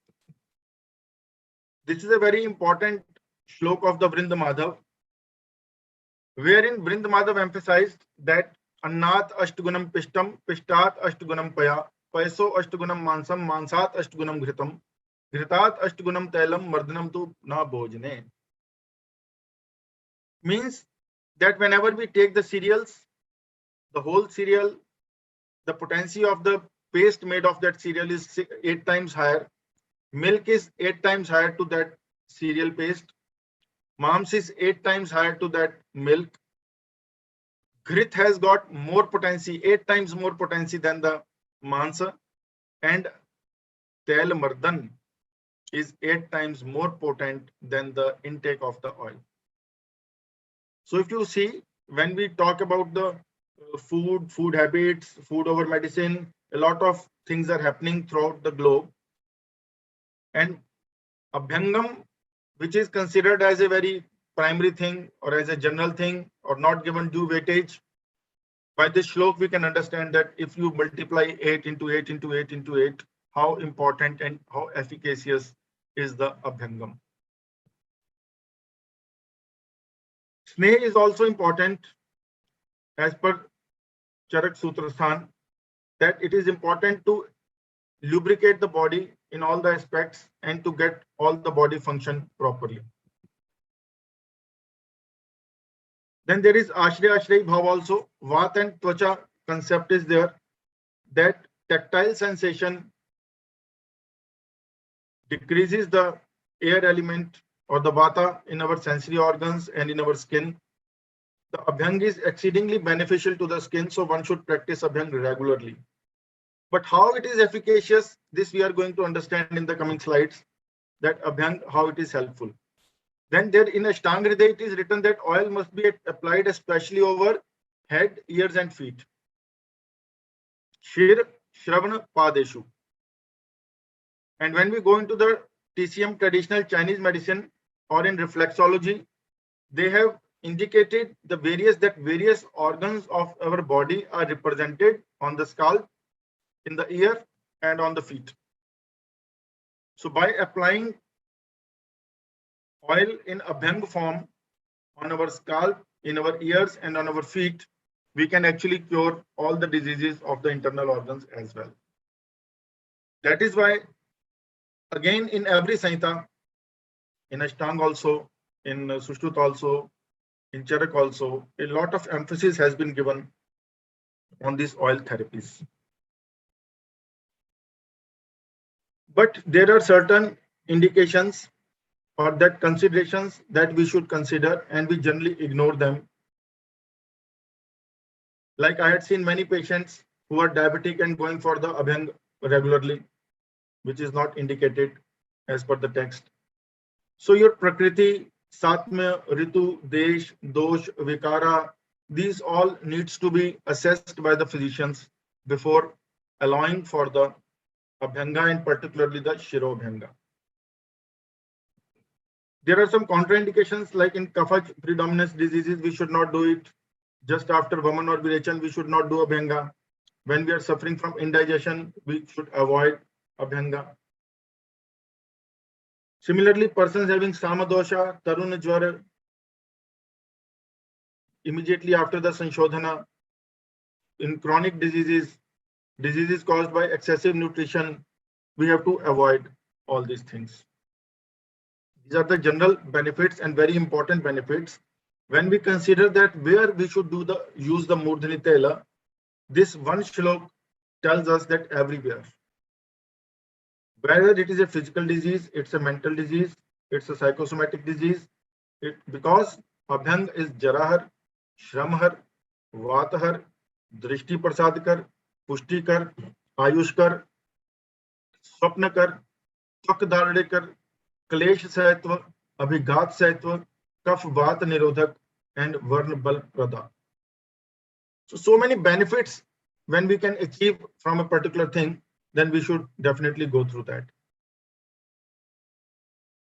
When we use the oil recipes as mentioned in the original text, means no deviation from the Ayurveda, we get the benefits like smoother hair, longer hair, voluminous hair, skinny, silkier and darker hair.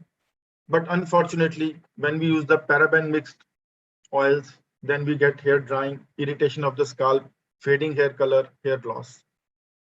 And after getting those experiences, people generally stop using oil to their hair. I had met many people, many patients, and they usually complain that I never use oil in my hair because they damage my hair. So right quality of oil is important for the right quality of abhyang, and the technique is also so important. What is the mechanical mode of action of the Shirobhyanga? As all of you know, that tactile stimulation is the first thing, the touch sensation, which stimulates the hypothalamus. It stimulates the parasympathetic nervous system, simultaneously relaxing the sympathetic system.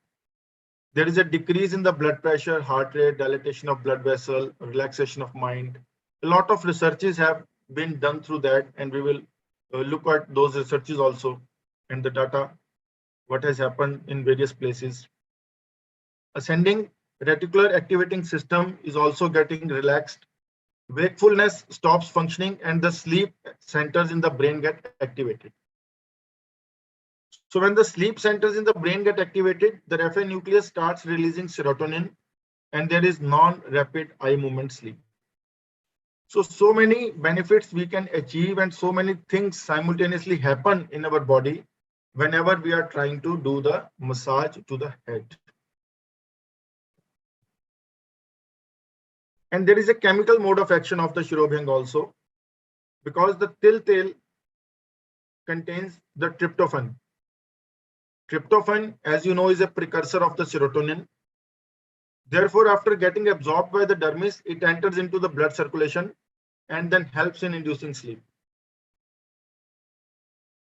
So important is the oil, and when we say tel, it means til tel.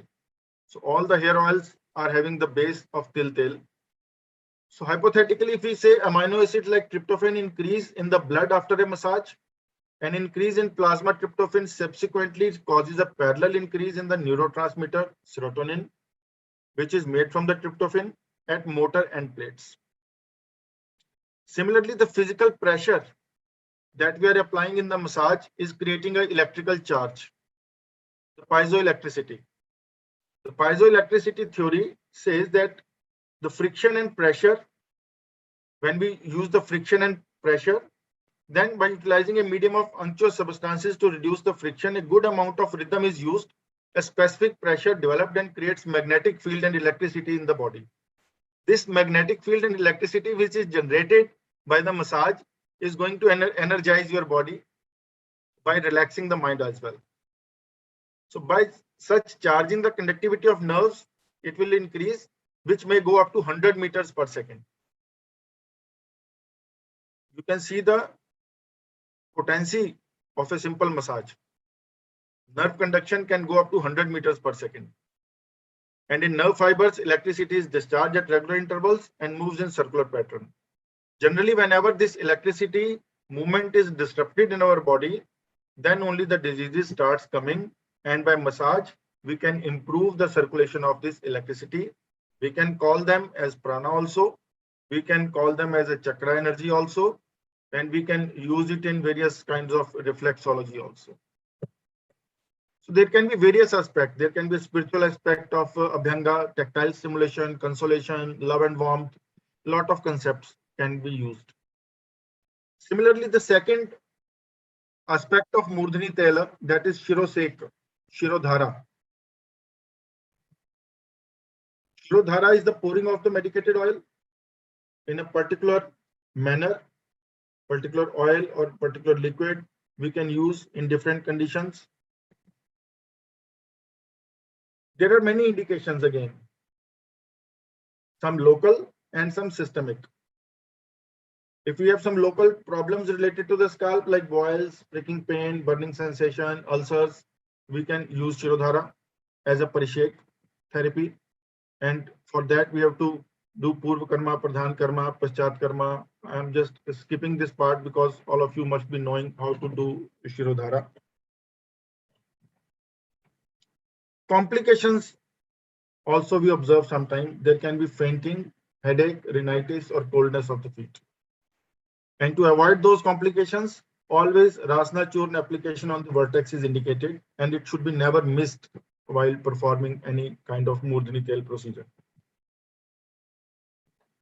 This is a study done on the Shirodhara, a psychophysiological profile in healthy volunteers, where they have found that a standardized Shirodhara leads to a state of alert calmness, similar to the relaxation response observed in meditation. As we have seen and observed that Vata people, for them it is very difficult to meditate. They cannot generally relax. But when they are put on the Shirodhara table and Shirodhara is done to them, they immediately fall asleep or they go to the resting phase on the table only. So this can be used as a very good alternative or substitute to for people who cannot do meditation, and they can achieve the similar results. The clinical benefit observed with Shirodhara in anxiety neurosis, hypertension, and stress aggravation due to chronic degenerative diseases could be mediated through these adaptive physiological effects. Similarly, in another study, impact of Shirodhara on biological markers of distress. It's a very wonderful study where scientifically it has been proved that our Murdhani Tela in serum cortisol and DHA levels, initially which were 14.5 to 36.50, they decreased to 9.45 and 21.5 after Shirodhara therapy. So cortisol level was decreased. The POMS scale assessment showed that the total mood disturbance at the base level was 49, which turned to 21 after the Shirodhara therapy.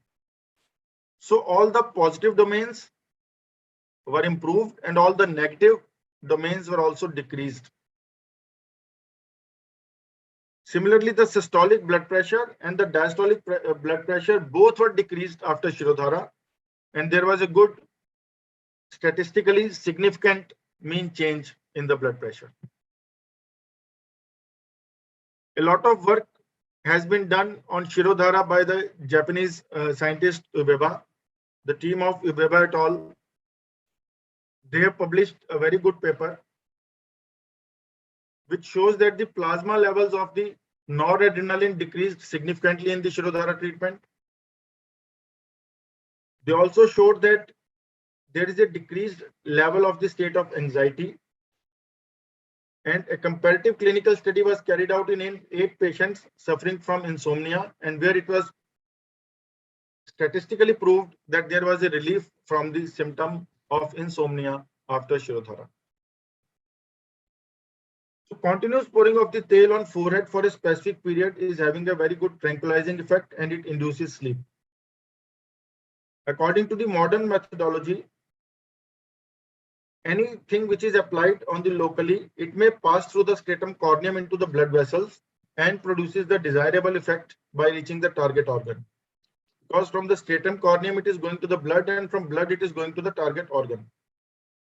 Similarly, a continuous pouring of the oil in relaxed and comfortable position has an additional effect which can be compared to the cradling of mother to a child.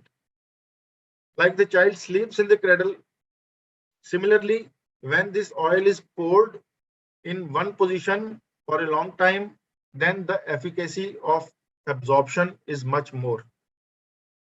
This function acts as a sedative and soothing effect for the brain and produces sleep. So medicated oil poured on the forehead may be absorbed, and it is producing this tranquilizing effect by reaching the brain cortex. How it is reaching, I will tell you in my next slides. It's a very good mechanism, scientifically proved mechanism, and we will be able to understand that why this one Murdhani tail is more effective than the other Murdhani tail. Shirodhara is having, this is the mode of action of the Shirodhara, because there is amplification of the vibration by the intracranial sinus. This can cause activation of the certain areas, frontal lobe, limbic system, brain stem, autonomic nervous system. This leads to the release of the endorphins and serotonin, and which can have so many good beneficial effects like we can see in this picture.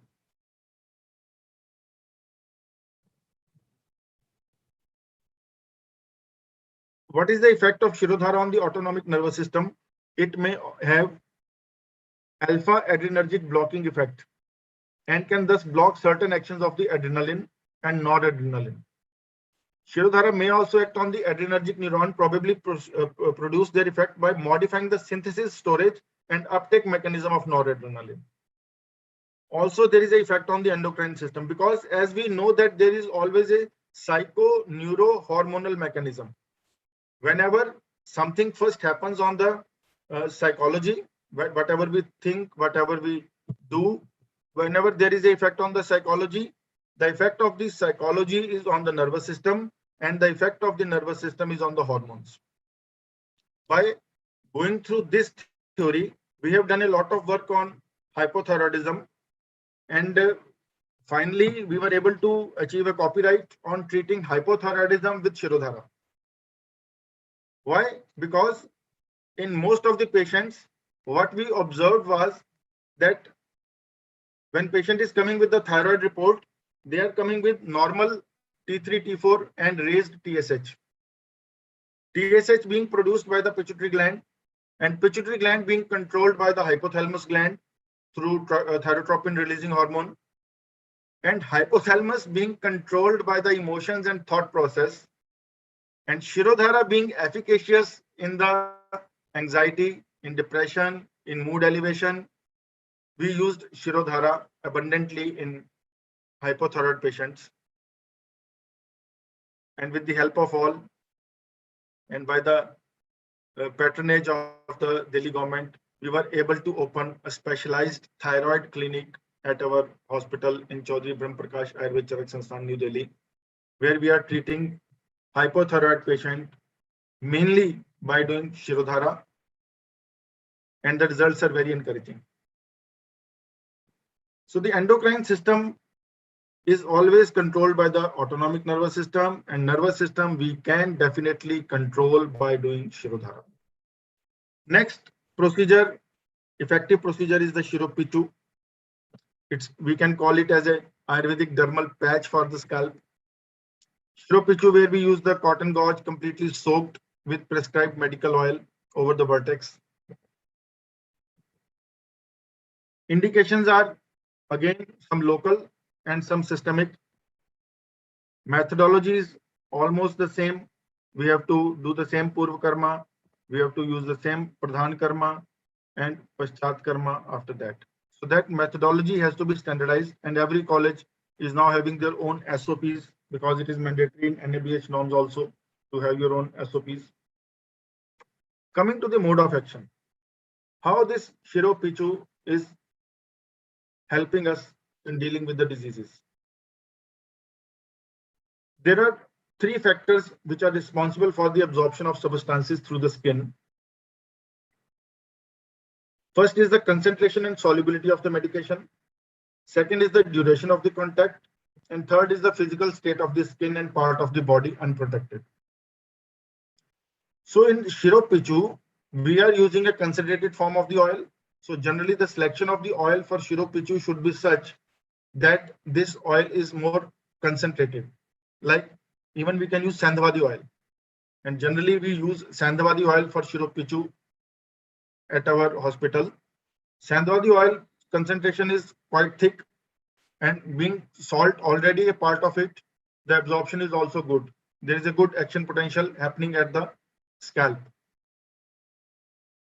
Second is the duration, because in Shiropichu we are applying and tying this pichu for a longer duration, and the contact time of the oil with the skin is longer, so the absorption is more.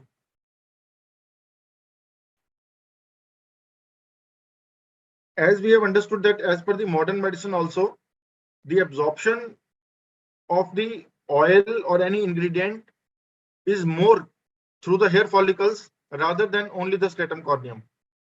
There was a study conducted where they have compared the absorption, transdermal absorption on the hair follicle versus stratum corneum. And you will be surprised to know that it was 10 times higher. The absorption rate constant, they used caffeine over there.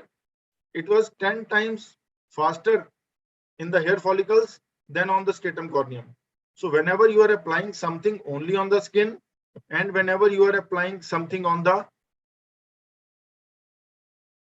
skin with hairs, say the skin of the scalp, it is going to be more effective. That is why a due emphasis has been given in Ayurveda to Murdhani Tel. Specifically, they have put a separate category of this.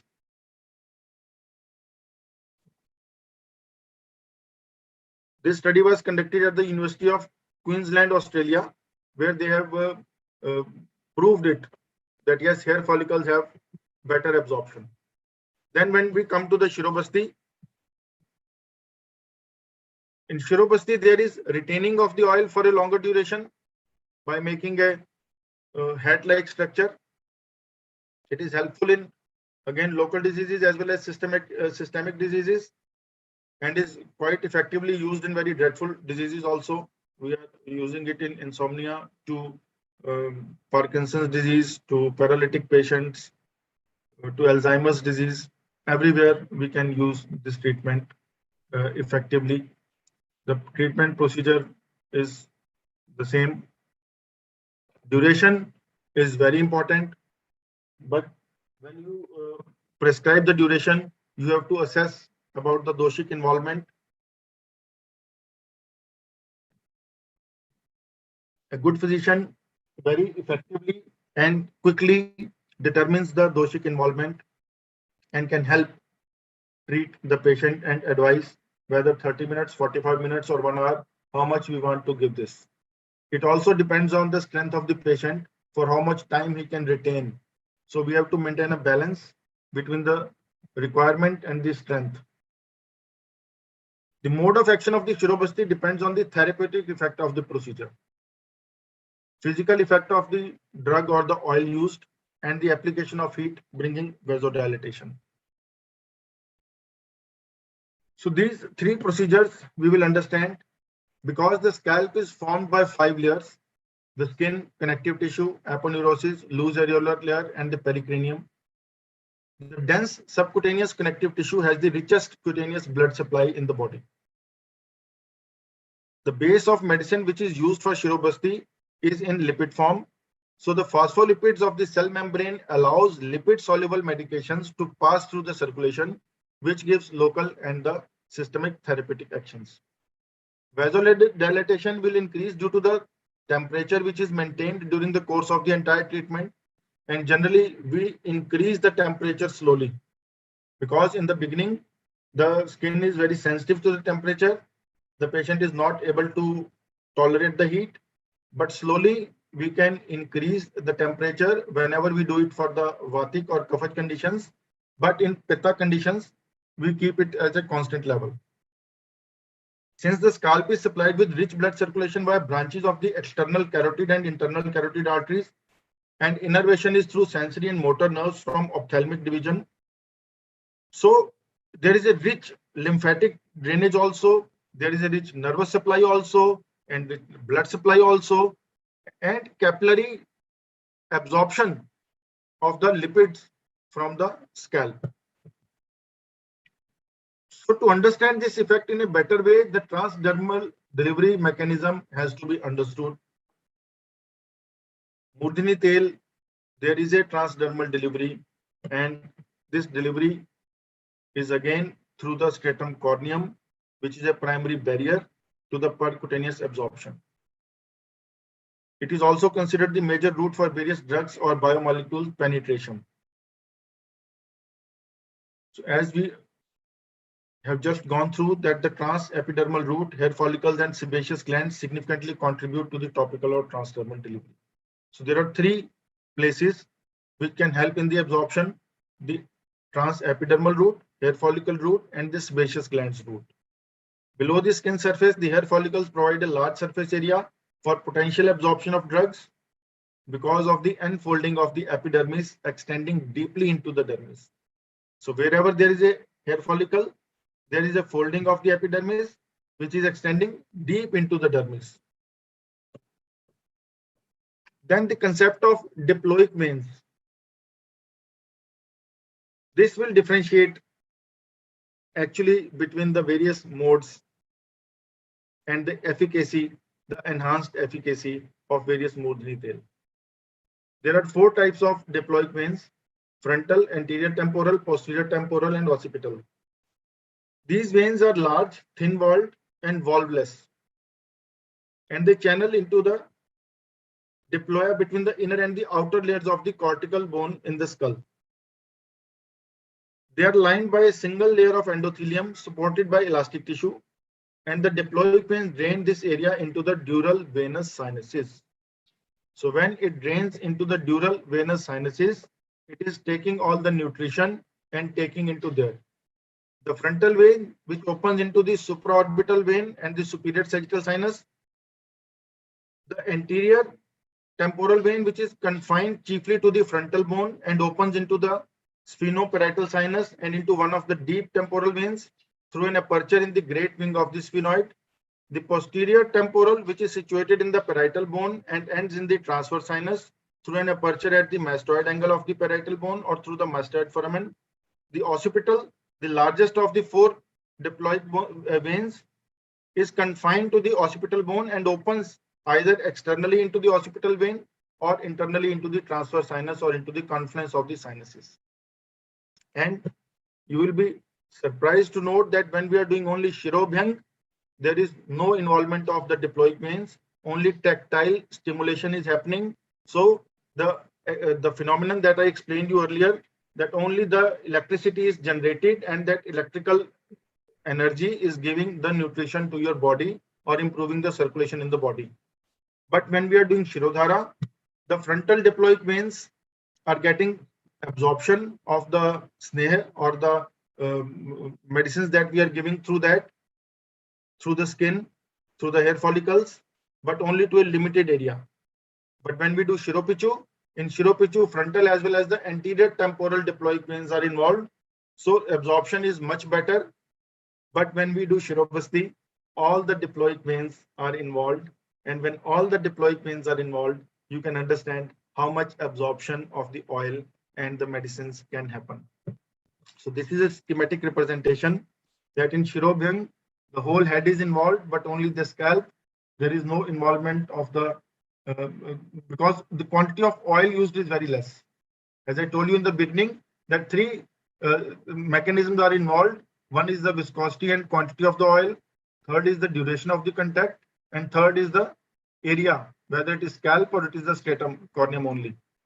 So Shirodhara, we have more involvement of diploic veins, Shiropichu more than that, and in Shirobasti, all the four branches are involved, so the absorption is better.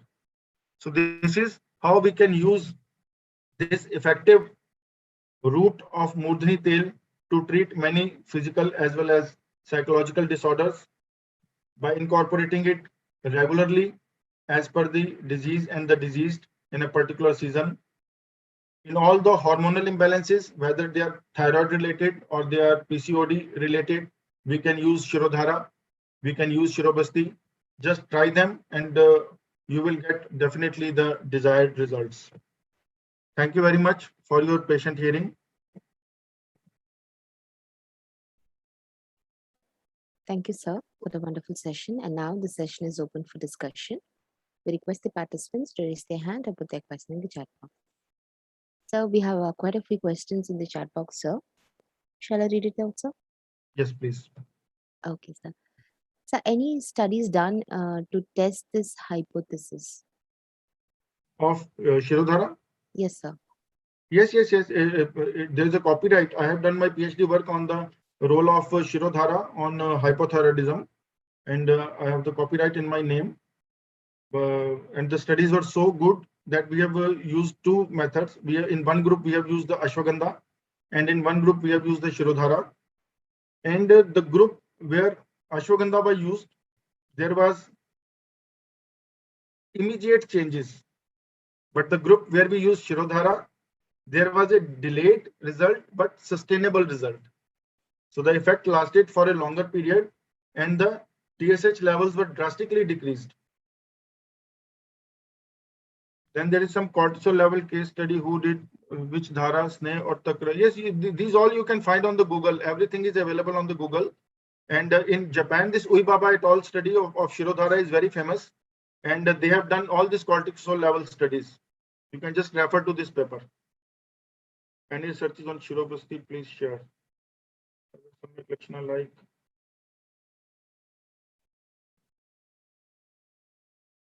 Like all the symptoms are observed, all the lakshanas can be observed if we are able to do the method, follow the right method, follow the right procedure. The Purva Karma, Pradhan Karma, Paschat Karma are followed properly. We are not in a hurry to do the things. The right time is given to the therapy and right selection of oil is done. And the right temperature is maintained. Maintaining of the temperature is very important. Whatever you are doing, whether Shirobasti or Shirodhara, and the results change, and the thickness of the stream, the height of the stream, the mood of the room, the environment of the room, everything. Even the clock, if it is tickling, tick, tick, tick, it can be a disturbance in a Shirodhara room. So many things you have to take care when you practically perform the therapy.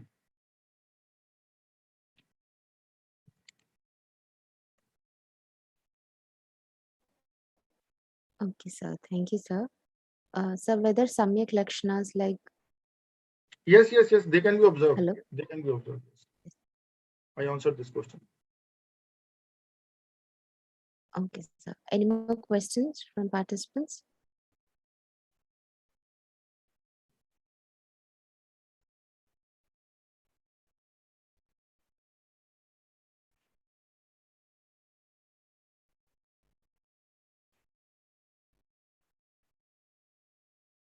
So I think we can close the session.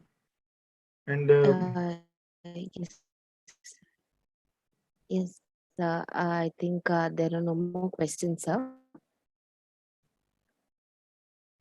So thank you, sir, for a very informative session. So with that, we come to an end of the discussion session. So shall I conclude, sir?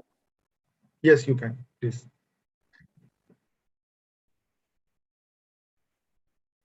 Thank you, sir.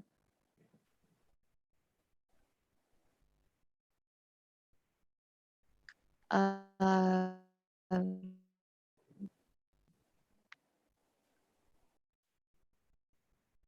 Thank you, sir. It was really a very wonderful session.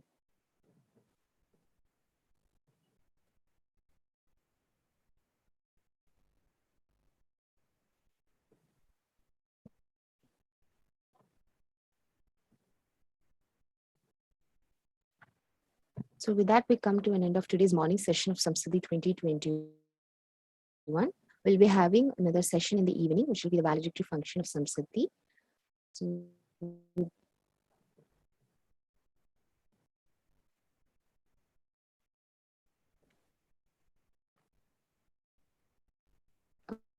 okay, sir.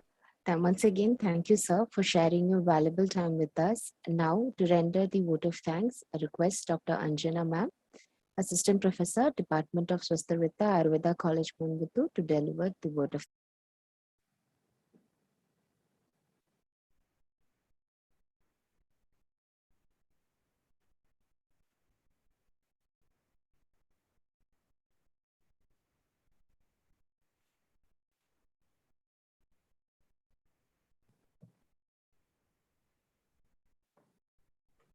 we request Dr. Anjana ma'am, Assistant Professor, Department of Swastharitta, to deliver the vote of thanks. Over to you, ma'am.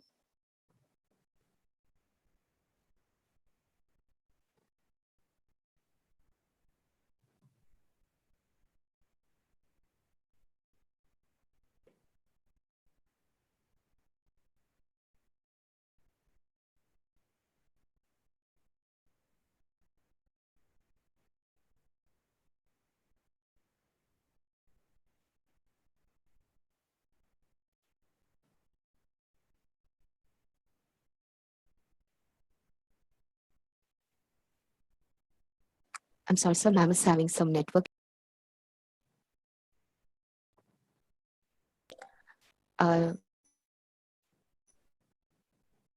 Request Dr. Anjana ma'am to deliver the vote of thanks.